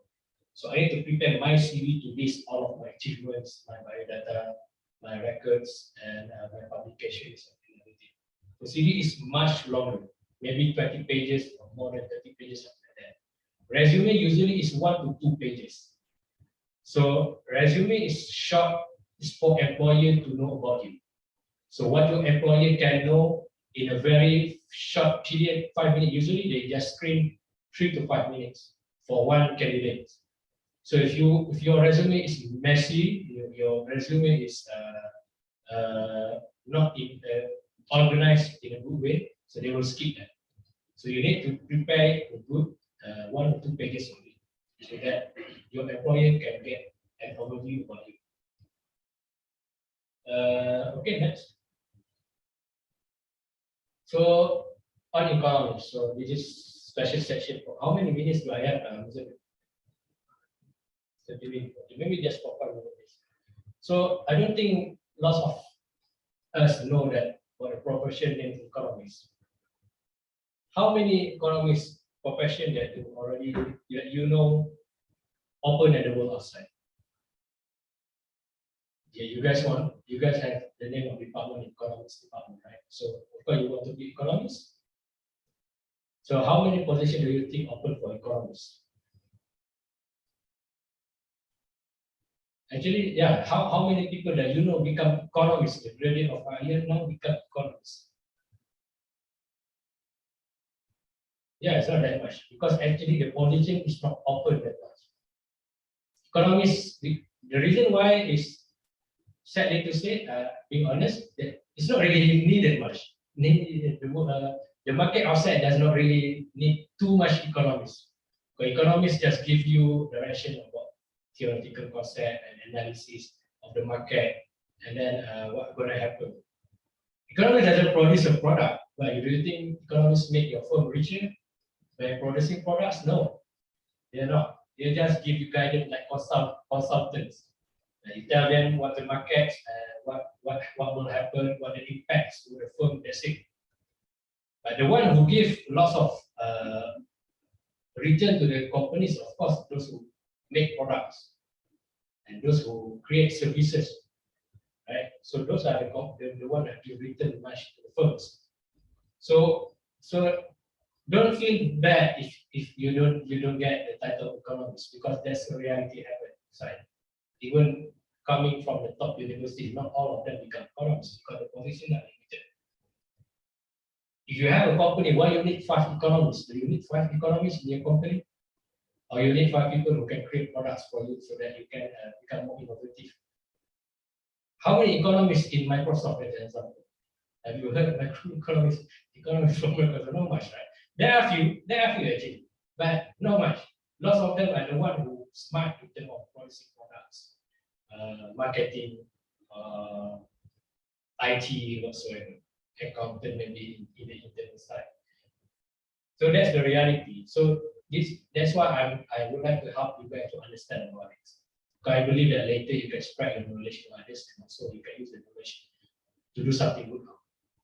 And you don't have to. So my next point is you don't have to focus to only pursue economic professions. Other professions can also more or less do the same job scope. However, if you are keen for it, just strive for it. So if you're really keen to go for an economist, you can strive for it.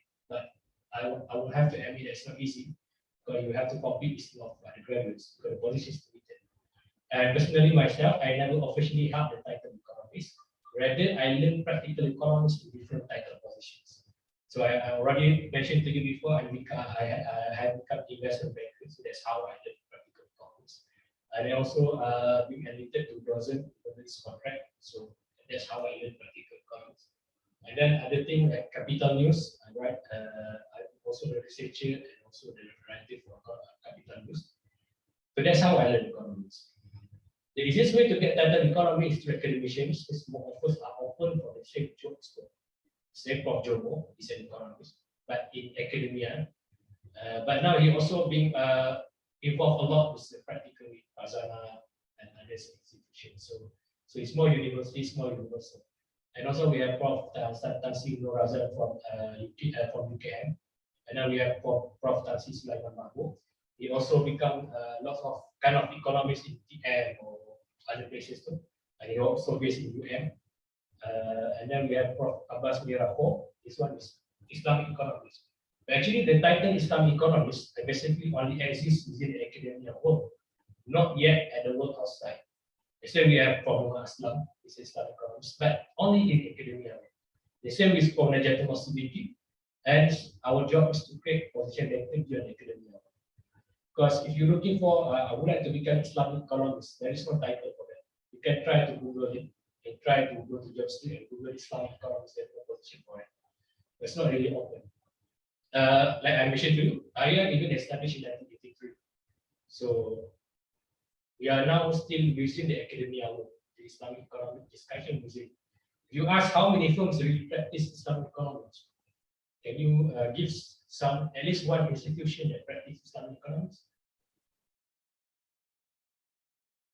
Come on, at least one. Is there? Yeah, Islam, of course. Not really, but we can say in a way, right? Yeah. But it's more Islamic finance. Then I'll change the contract in terms of their term. Basically, sometimes just it's the same accommodation, but well, at least the spirit are the same way. Yes, we practice much harder to do the PO others other than banks.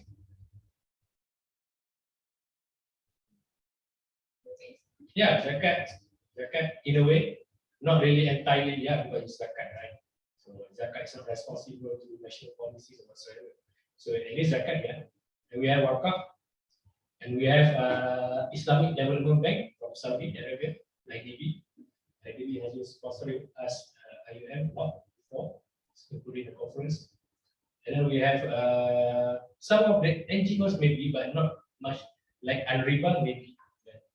Other than that is, yeah, I don't think that much. Some of them just partially practicing the Islamic economics. Like we have in, let's say in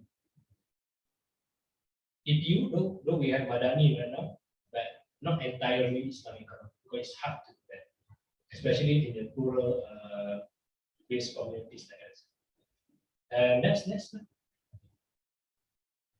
Okay, now we move to academia world. I would like to debunk the misconceptions. As I mentioned to you just now, lots of us, we have wrong perception about being in academia world.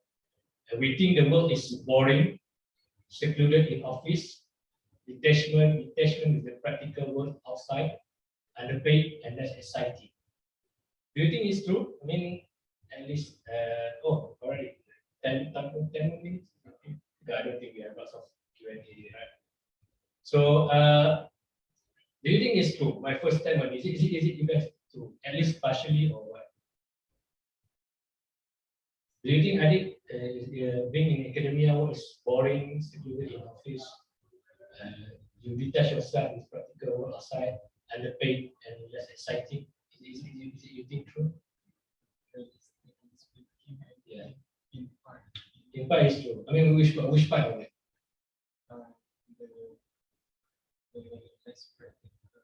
Okay, and then?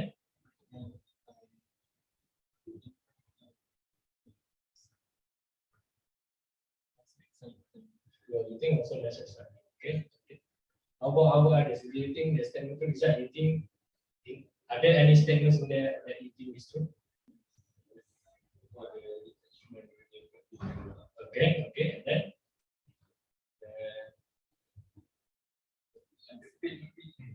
Elephant, okay, okay. And then less exciting. Okay. Anyone else?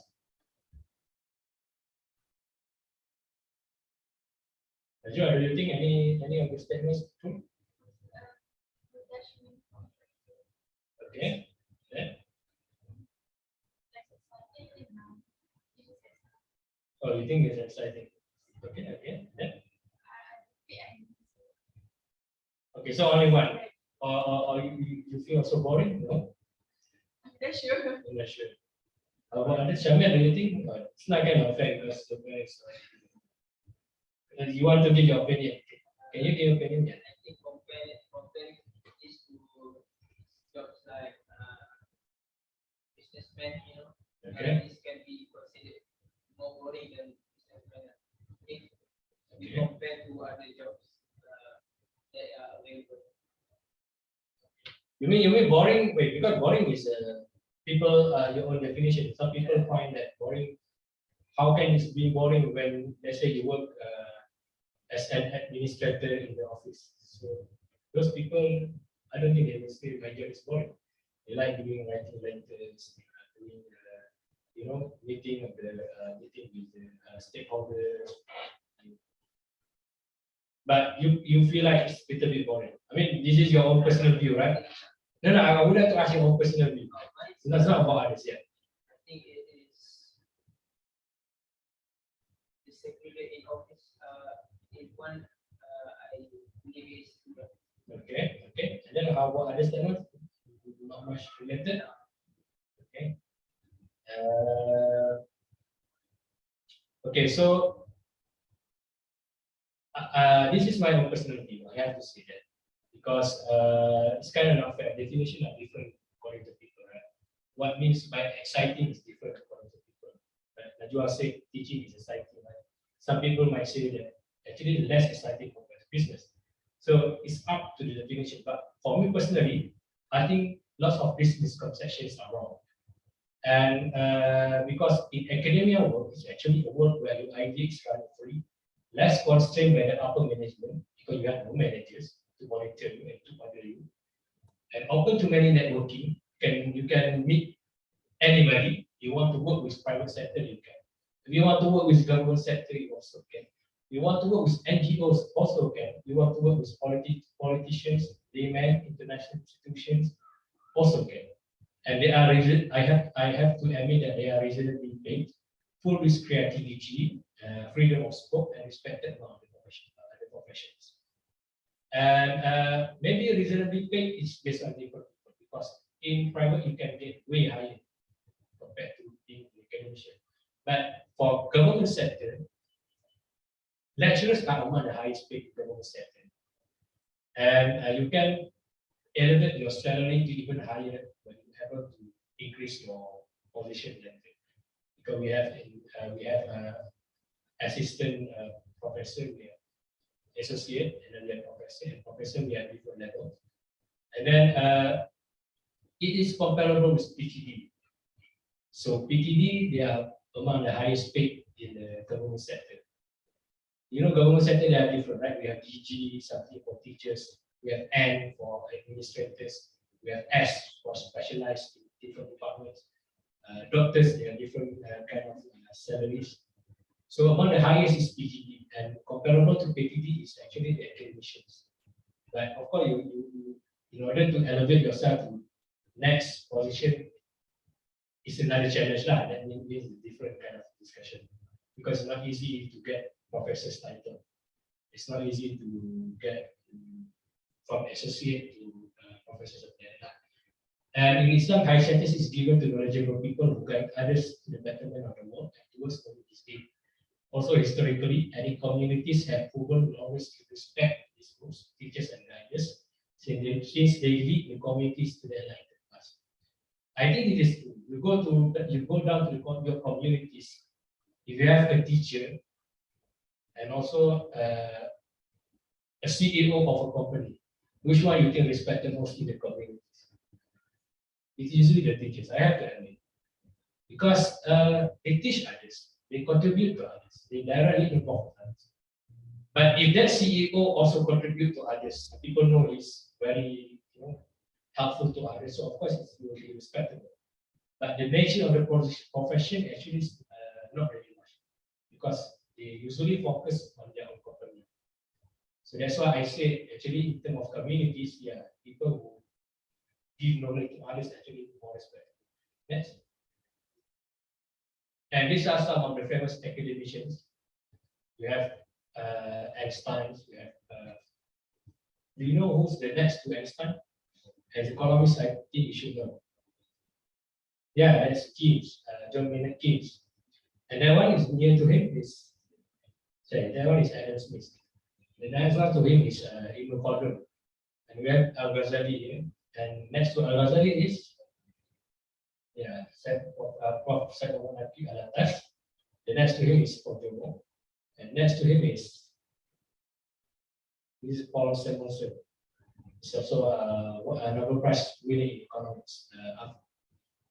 Before Milton Friedman. Yeah. So these are among famous academicians that you feel like if some of you guys think that their jobs are boring.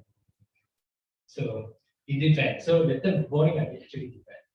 But if you feel like, is it majority people will say boring? No, because I don't think people will say a lot of these people their jobs are boring. No, I don't think people say Albert Einstein is boring. I don't think so because he's very creative.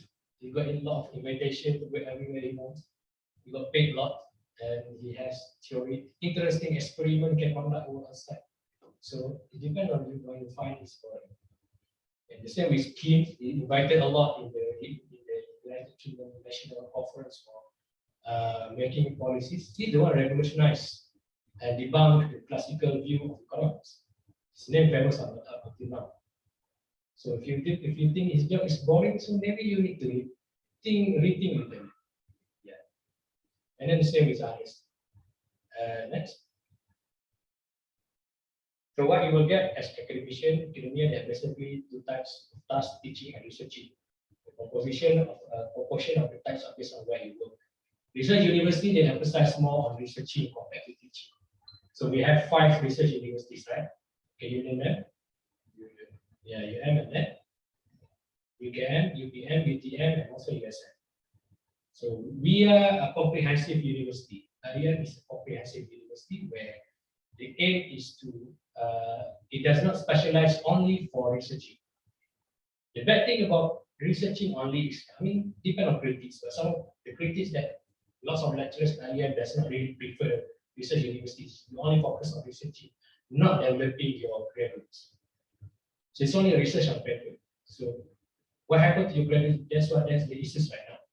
Because some people, some universities have very good lecturers. But in terms of graduate they produce is moderate. So what happens? Because they deal much with only with papers, not to nurture your own future graduates. So that's bad. So that's why lots of lecturers in IUM does not prefer being in research universities. Because then it's only on the papers then. So what happened to how it's being imparted to the graduates, right? Do you read a journal and you feel influenced and suddenly become better because just you read a journal? No, right? No, because you would like to have interact, you need to have more practical kind of conversation, right? You need to be taught in class, right?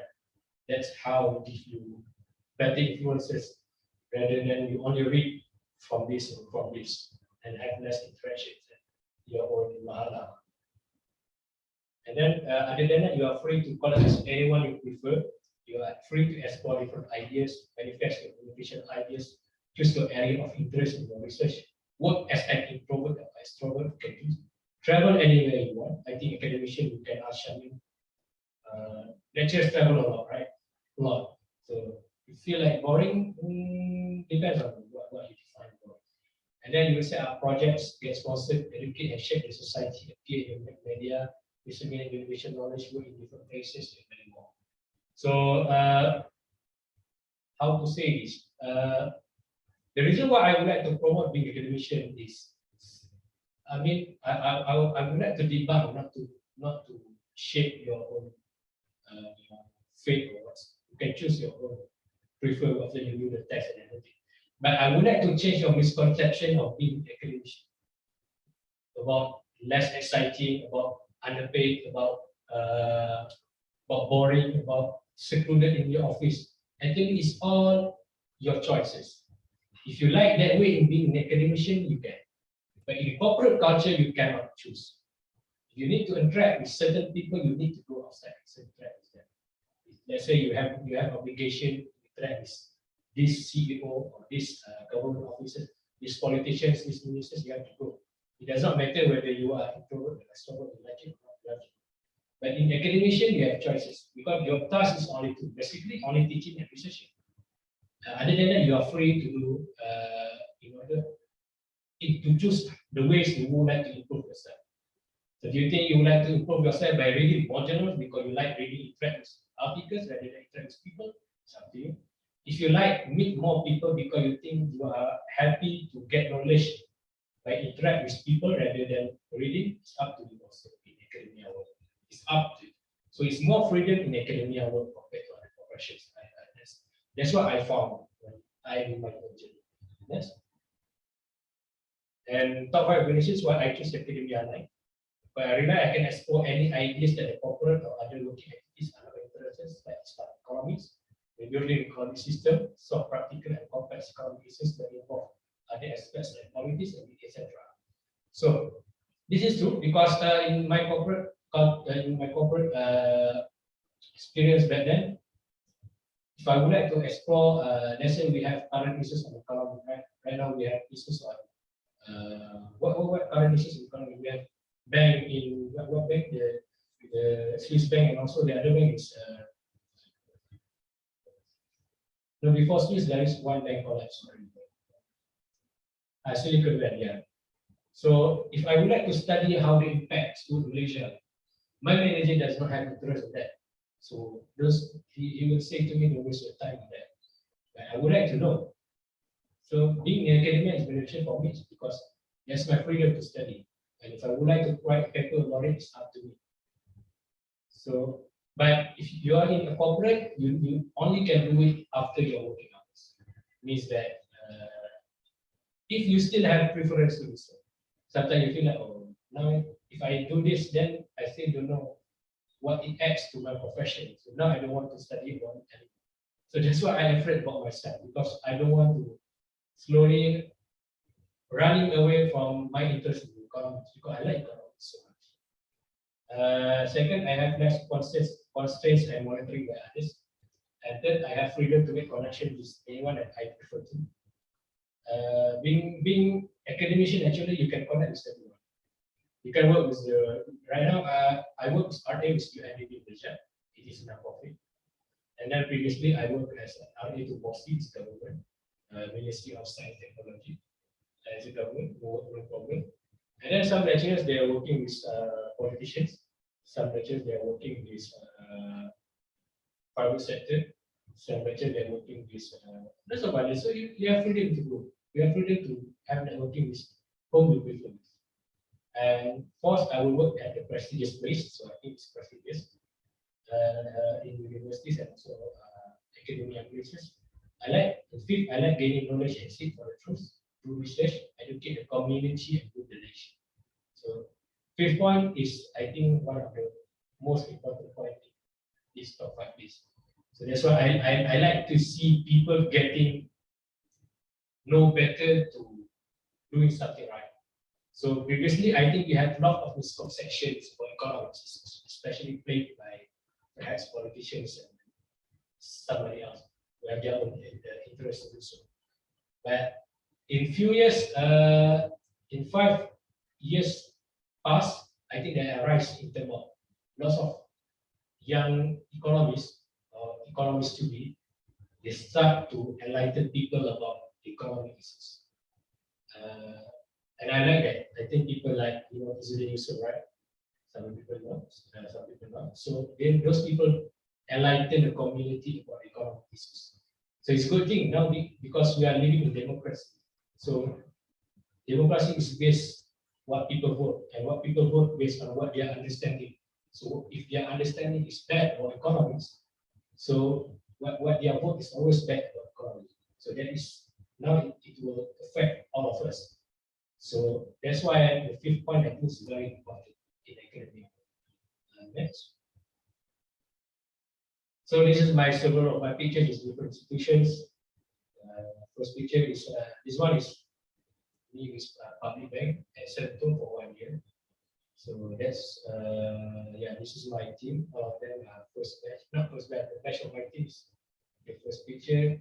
The second picture is about the quarterly investment activities by the bank.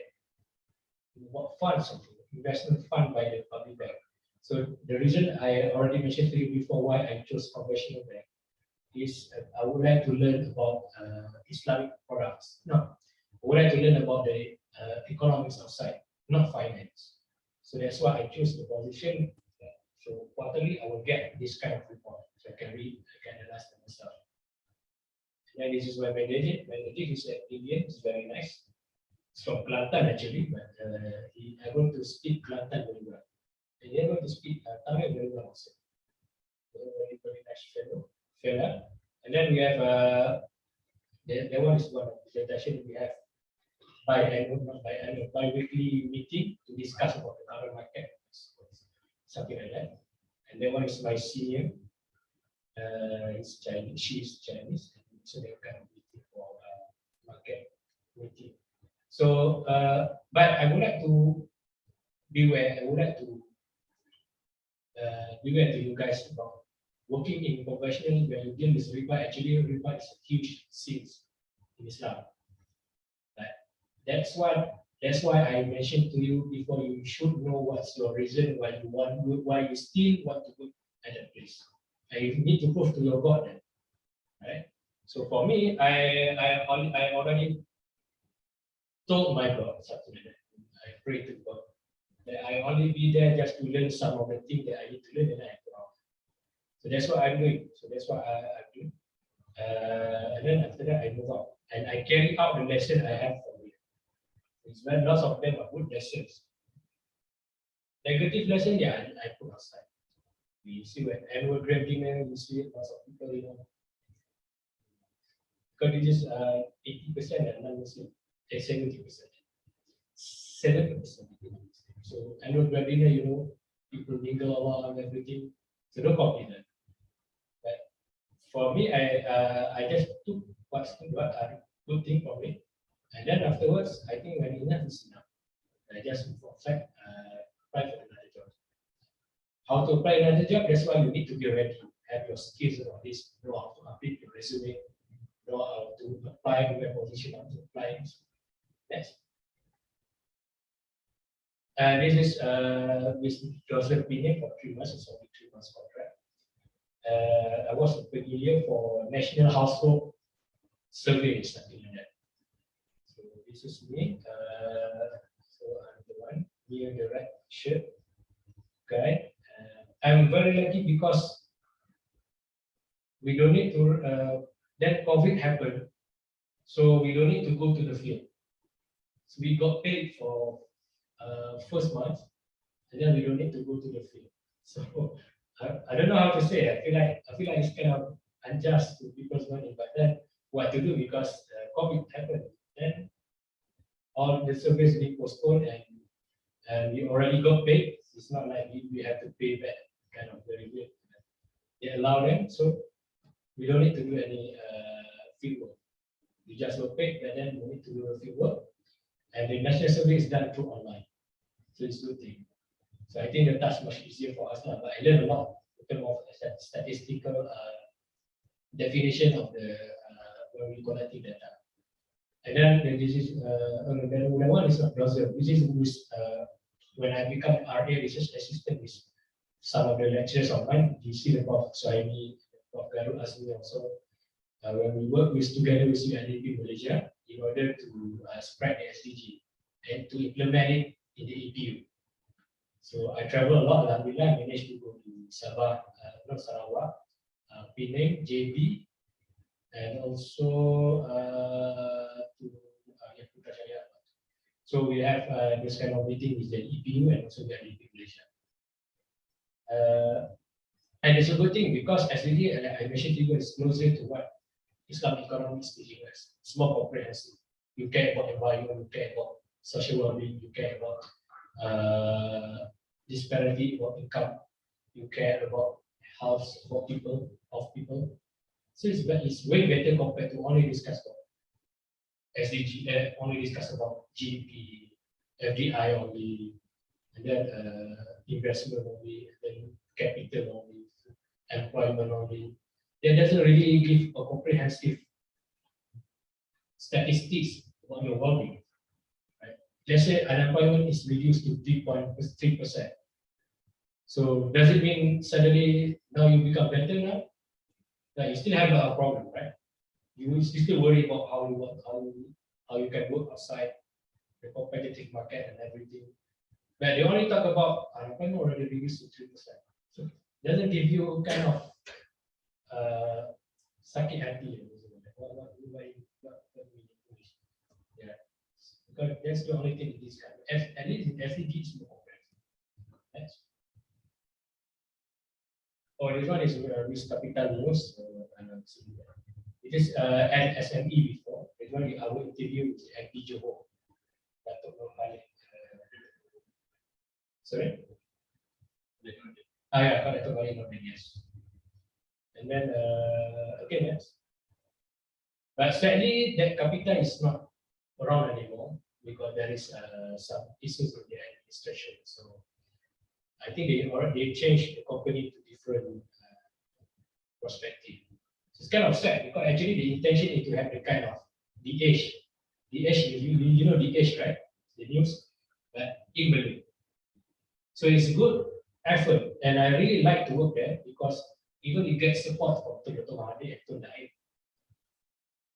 But yeah, I think we need to also learn. You would like to set up a company, you need to also be good in, you know, being administrative people. You know, being a good administrator, because otherwise, then you need to manage people, right? So not only manage people, but manage companies. So otherwise, then something happens, people go out, and some shareholders don't know to do their jobs, or some shareholders they doesn't interact with people, something like that. So it's not good. So finally, do not forget to give back to your society, your religion, your nation, your family, and your teacher. I already mentioned to you before the two purposes of life. Remember that everything that you have in this world will be asked back by your own God. So you want to brag about your position, right? I'm the highest paid CEO in Malaysia. Remember that position and your money will be asked by God. What you do is it. And if you become the highest paid economist in the world, as an example, remember the older position and also your salary will be paid, it will be asked by God again in the day after. So the key is not to run away from it, but what you use through it, what you use your position for, what you use your money for. So if you want to go, if you want to pay back to IM, I really encourage you to do so because it's as comparison, you see MIT collection for its graduates is USD 89.8 million for 2021. That's how high the MIT students give back to their university. But for IM, it's just nearly a few thousand will be back in the collections. So sometimes I know that we like to complain to the university, right? But through the line is the complaints, you also need to ask yourself what your contributions. You complain, and then so what? So what? I mean, how are you going to assist? What's your contribution in order to solve the issues? So this is an important point you need to also we need to also think. And next. So the conclusion is first have a clear mindset of what is your purposes of life.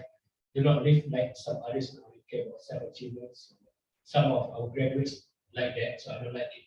Means I used to like to compete with some of my friends that, compare the position and so on. But few more years later, not few more later, few more months, I don't think we need years to realize. I feel like it's useless because so what? I mean, you get this position, so what? Why I will have to care? I don't know why you have to listen to that. I have my own children too. I can also elevate myself even way better compared to you. But for what?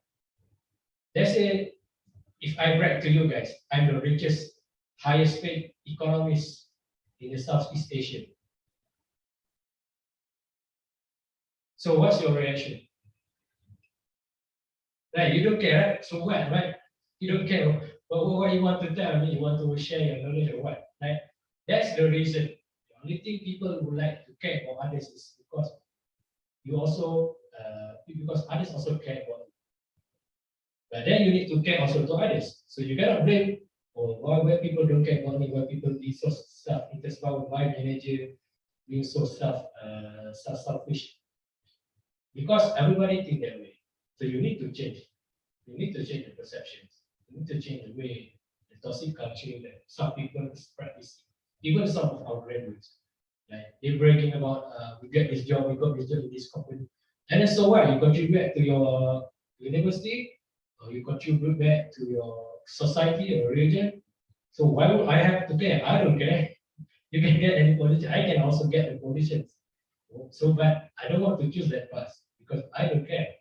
We have 33 million Malaysian people right now. We don't need to care every single of them, right? It's only tiring to us to care every single of them. So you care only people that you know they also care about others. Because that's how you get benefits also. So don't need to compare yourself with others that you know that don't really care about other things other than themselves. So you don't need to care. I don't care anymore about some of my friends. If they only care about themselves, I don't care. They can do their jobs. And if something happened to them, I don't care also. You don't care to others. Why something happened to you? Now you start to care. You want people to care to you. I don't care because you don't care what people since the beginning. Right? So this is very important point. That's what Prophet Muhammad Sallallahu Alaihi Wasallam teaches us. Right?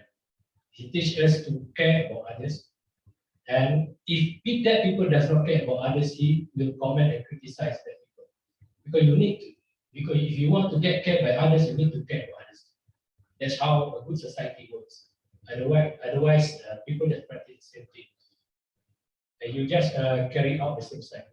And then enhance your skill in resume and interview process. And then practice and promote some values in our case, Islamic values in our workplace. The reward by Allah is abundance for those who do that. Please do not hesitate to contact your lecturer if you find provision. And then you work hard and be the best in your profession. And then give back to the society, religion, nation, family, teachers, and more importantly to your university. And congrats, you are part of agent of change to change this world to a better place. You know, to remember and value the societies. So remember that lots of people come and go, right? A lot of people die and everything. But I think the last people that I remember did that, passed away is Tansi Muhammad Kamal Hassan. Right? Before, do you think that lots of people also not die? Maybe last day, yesterday, 2 days ago, lots of people already died. But I don't recall any of their names. Because I don't know what their contributions, at least to me, or to the society. So maybe those people were affected. But the name that I remember most is people like Tansi Muhammad Kamal Hassan, even though he already passed 2 months ago. Why? Because his contribution to this, his deeds. So that's most important. So you don't need to remember everybody, right? Especially those who don't really contribute to others. You need to remember people who contribute to others.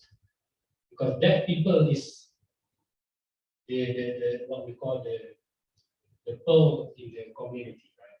They are the one who, because of that, you also get benefits for it, right? Something like that.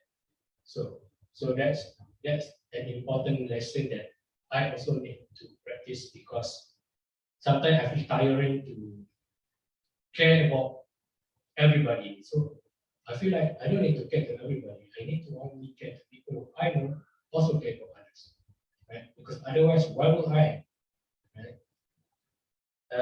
And also the reason why I tell this talk to you guys is also because I hope that you guys will also contribute to others, especially to your religion, to your university, to your family first, of course, because you need to make yourself stable first. so that later, then after that you can contribute to others. So that's why I make your life easier. Because otherwise, from the beginning, I don't have reason to share my own skills and journey, right? But why would I? You remember that. Why would I do this? You have to remember that. There are reasons for that. So before somebody doing good for you, you need to remember that you also need to do good to others. Because why would they do good to you? Right? Okay, I think this is the last slide, right? Okay, that's it. We have any questions?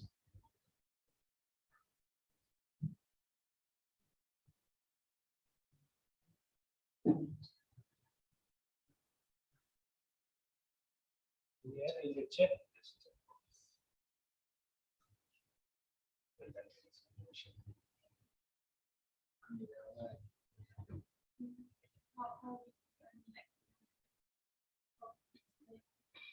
Sorry.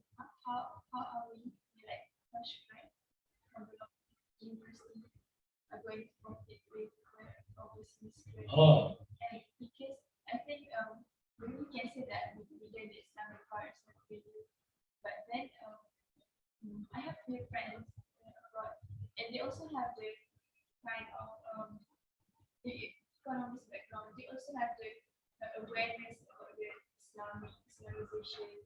So how are we going to position ourselves? how, sorry. Position ourselves in the market, and as soon as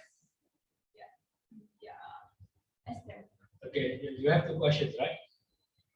Is it two questions or one question? How are we going to compete with overseas brand? Because they also have the awareness about this Islamization. Same as Okay, example, which graduate is it from overseas? I don't know, maybe it's very personal, but the UK. If you feel if you say it is on personal level, so I think it's very best, not that much deep compared to IEM, right? I mean, because in UK, the university that teach Islamic economics in UK or Islamic finance is, I think, one of them done. I don't think much been taught in other universities in UK about Islamic economics or finance. I would say that they learn from me, but they have the awareness. Okay, as if or they also know about this. Okay. It's not only.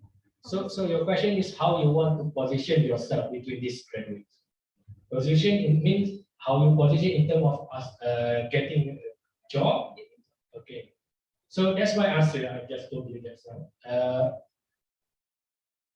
When you mention about only awareness, is it you are only here because you have only awareness?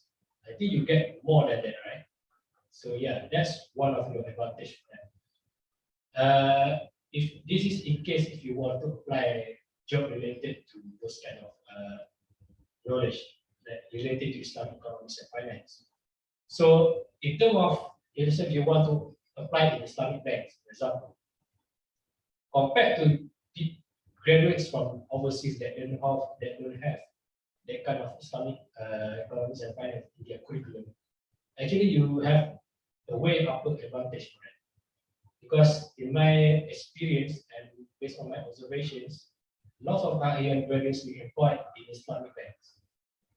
Many of them, Islamic, whether Bank Islam, Bank Islamic, Kuwait Finance House, or so many Islamic banks, even lately conventional banks also.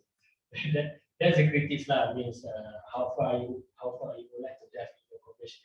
You really have this kind of intention that I already presented here. Actually, you don't care about riba, so that's very bad because in riba it's a big sin. God wish war with you. Remember that. God does not wish war in a lot of other bad things, but specifically for riba, He used the word wish war to those people who practice riba and get close to. So the trick is like I mentioned to you before, right? You still want to work, there are reasons. You must show your reasons and intention to your God. But in terms of you want to position yourself, if you compare the UK graduates, I think you will always have upper hand for Islamic kind of positions if you want to apply.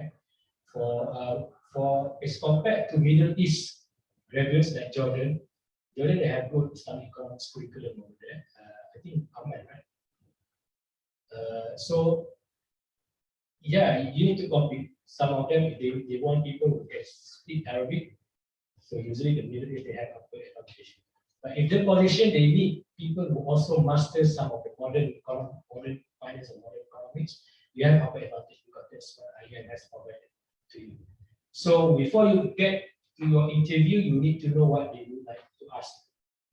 So if that position is related much to something Sharia scholars, so you need to be expert in the fiqh, something maybe a little bit Arabic.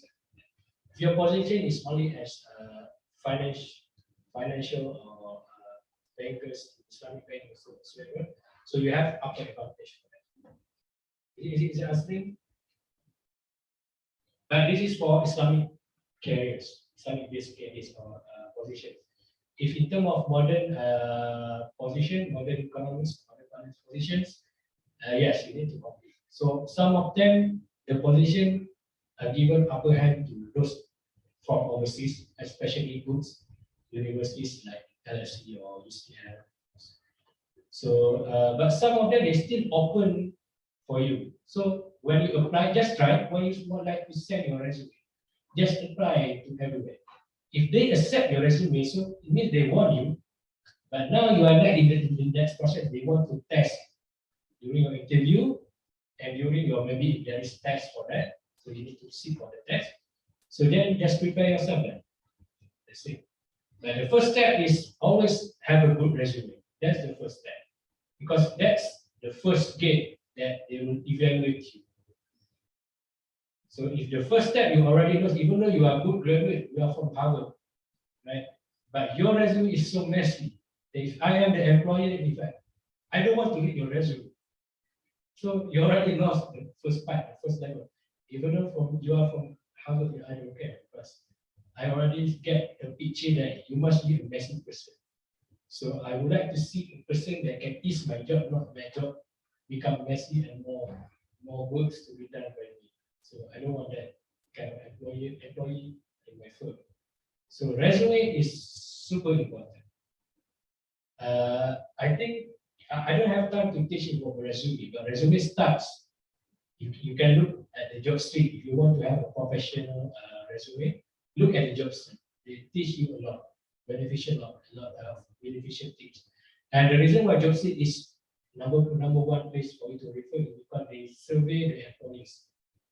So what are the employees seeking in their resume? So they make survey. So that's how they get paid. So the firms know they are good at recruiting people and how to educate people, how to find quality graduates to apply through them. So they take the job street and job street open for us. So they teach us about that. So you will see that first, in your resume, you need to prepare your introduction. You can put your picture or not. But if you want to put your picture, make sure it's a professional image. For me personally, I like to put picture because it gives attraction to the employee. If you compare, you have two bundles of resume on your desk, right? So one bundle has 200 packs of resumes. So two bundles mean 400 packs of resume on your desk. This is very normal in HR. We have so many graduates now. So one bundle they have pictures of graduates who are applying. One bundle does not have. Which one do you think that it gives more attraction for you to read? Yeah, the one with pictures, right? Because you see the pictures here, this guy is looking this way, this female or this woman looking that way. So interesting. And it also have colorful, right? Pictures colorful. So I mean this is basic instincts. Even though actually Jocelyn said it is up to you. Because if you feel like you want to hide your face, actually you can, because this is right of the employees to not reveal your face. Because employees should not choose based on face. Right? Or this people is handsome, I would like to pick this guy. Or this people is beautiful, I would like to make this as my assistant. Actually, it's against the law. But I still put it because I think it's more interesting for employees. So put it in a professional way. And then next session is your introduction. Tell a little bit about yourself. And then next is about your education background. Your education background needs to be in reverse hierarchy. Means that the latest one is at the top, and the last one at the bottom. And put only the important one. You need to put on. Let's say you move from this school to this school, and you move from diploma, and then from this one.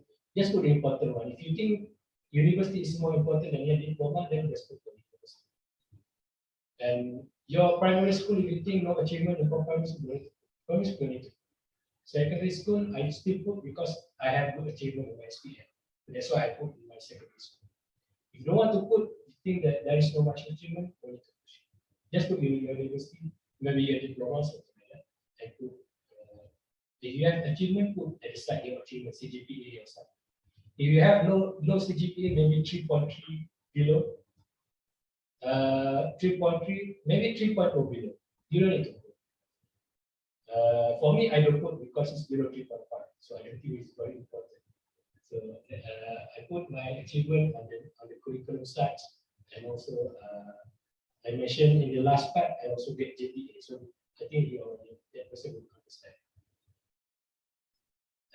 And then after your academic curriculum, you put your working, your curriculum. If you already work, you put your working experience. If you have working experience, that's an extra for you because you are already distinct from others. That's why during my semester break, I go to work. That's why I mentioned to you I go to the designing at JKNS. It's only 3 months contract, something like that. So when I have already working experience, I have upper advantage compared to the friends. And lastly, put your reference.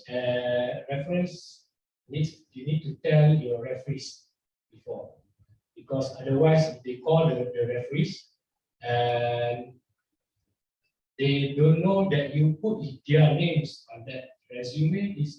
It gives bad reputation to other employers. So it means that you don't do this professionally. So you need to inform first. Let's say you want to use your lecturer's name. You need to tell your lecturer, can I use your name? Yes, as my reference. So as my reference, yeah. So if that person says okay, then it's okay. That's why I always have good relationship with your lecturers, especially those who are very helpful and also, I think lots of our lecturers are there. So when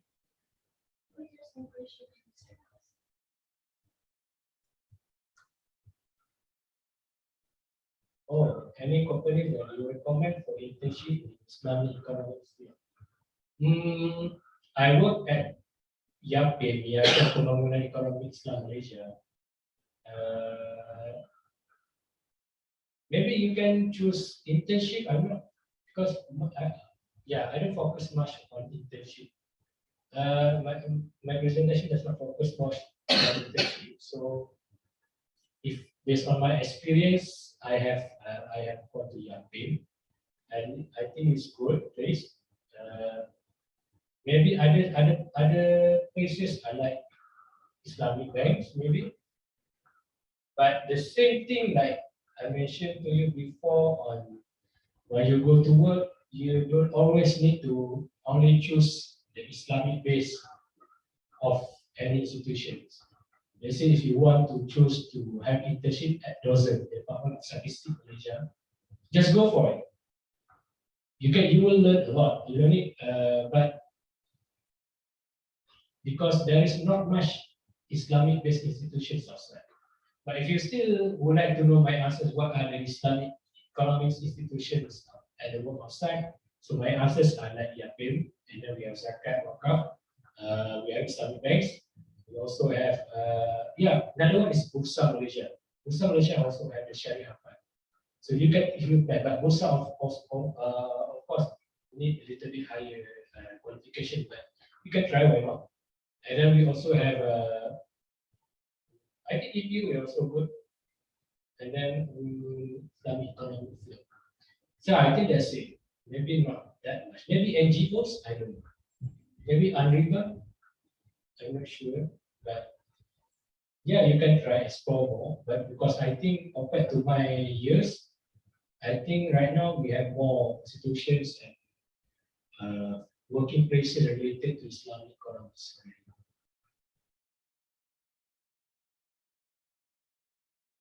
Okay, any other questions? I think that's it. Sorry for taking a little bit longer time. So I really hope it's beneficial. I thought it's beneficial to you guys. And if you feel like you need to refer more when you, because some of you guys are still in second and third year of first year, so it took a longer time for you to graduate. So if you think you need a reminder for yourself to recall back what this presentation is about, you can go to the Facebook and also the YouTube channel of Friends of Center for Islamic Economics or CIE, Center for Islamic Economics also. And then try to like the page and follow the channel. And for the communities of Friends of CIE, I really hope that you guys are able to benefit a lot and continue your work in the Islamic sides of your expertise, and then try to spread your knowledge to others. I believe that something that I would like to share with you guys, that you feel like you feel like my journey is blessed compared to others, or actually am I lucky compared to others, or actually you think it's just a normal opportunities compared to others? You're not sure? Do you feel like my life, according to the journeys I have told you just now, is it luckier compared to others? That you know, actually, it's like just normal experience or journeys.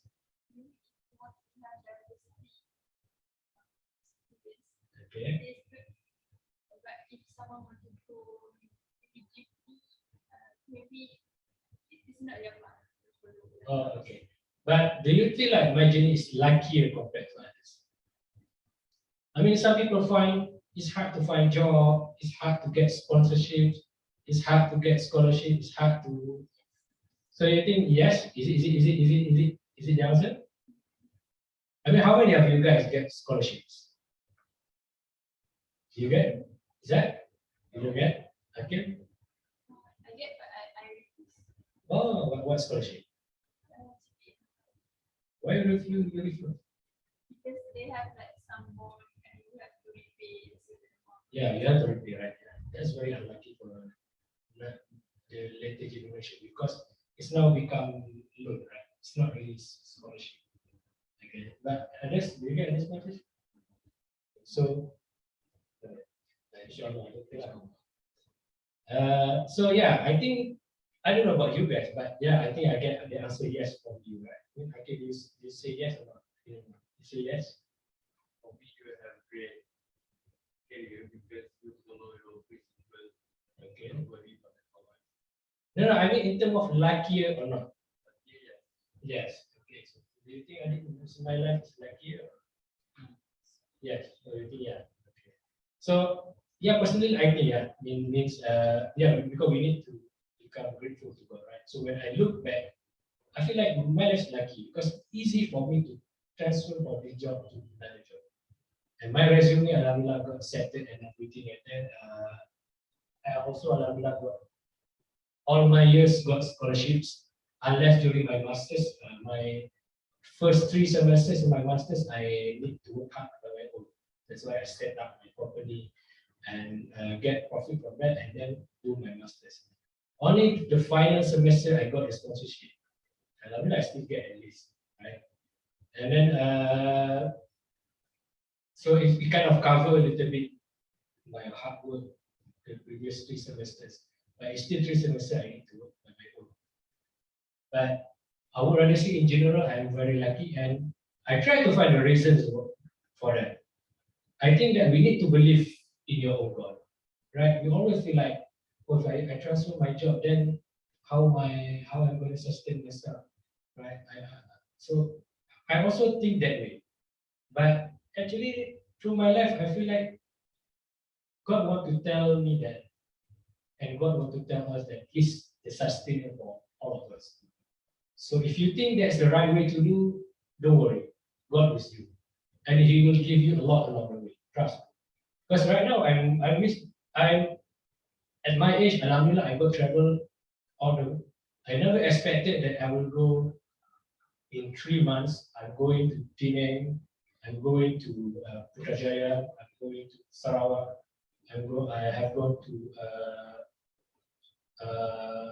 Kedah and live in a 5 star hotel, Alhamdulillah, and stay at least one night over there, only in 3 months. But God gave me the opportunity to feel that even during my PhD years. But even during my work, I never got that opportunity.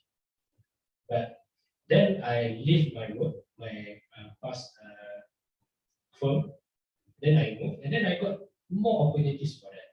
So don't stop to believe that God will give you another way if you think this is the correct way to do it. Right? So don't be afraid of that, because yeah, He's God anyway. Why are you afraid of that? He's God.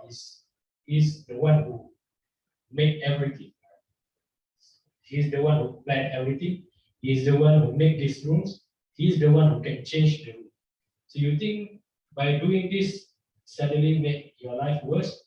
Actually, He can change the way system how life works by making that what you choose is actually what makes your life possible. He can change anytime He wants. Who knows that back then the rules are different, but right now the rules are already changed. When God already changed it, we don't realize about it because God doesn't want to inform to us, right? But we can feel it, right? When we look back about ourselves. So that concludes my talk today.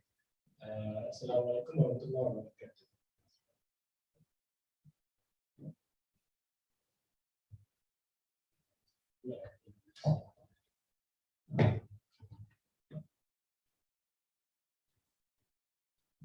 So thank you, Mr. Awan Omar Fadil. We hope everyone gain as much as they can from the insightful sharing. And on to our last agenda, I would like to invite our Vice President of Friends of CIE, Sister Wan Najwa, with Brother Wan Omar to in front to give the token of appreciation for our guest speaker, Mr. Wan Omar.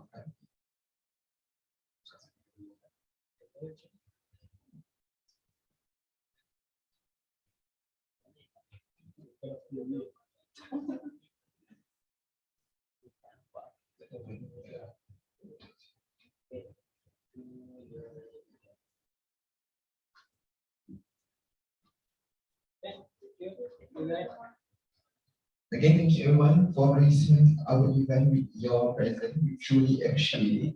On behalf of the organizing committee, Friends of CIE, I would like to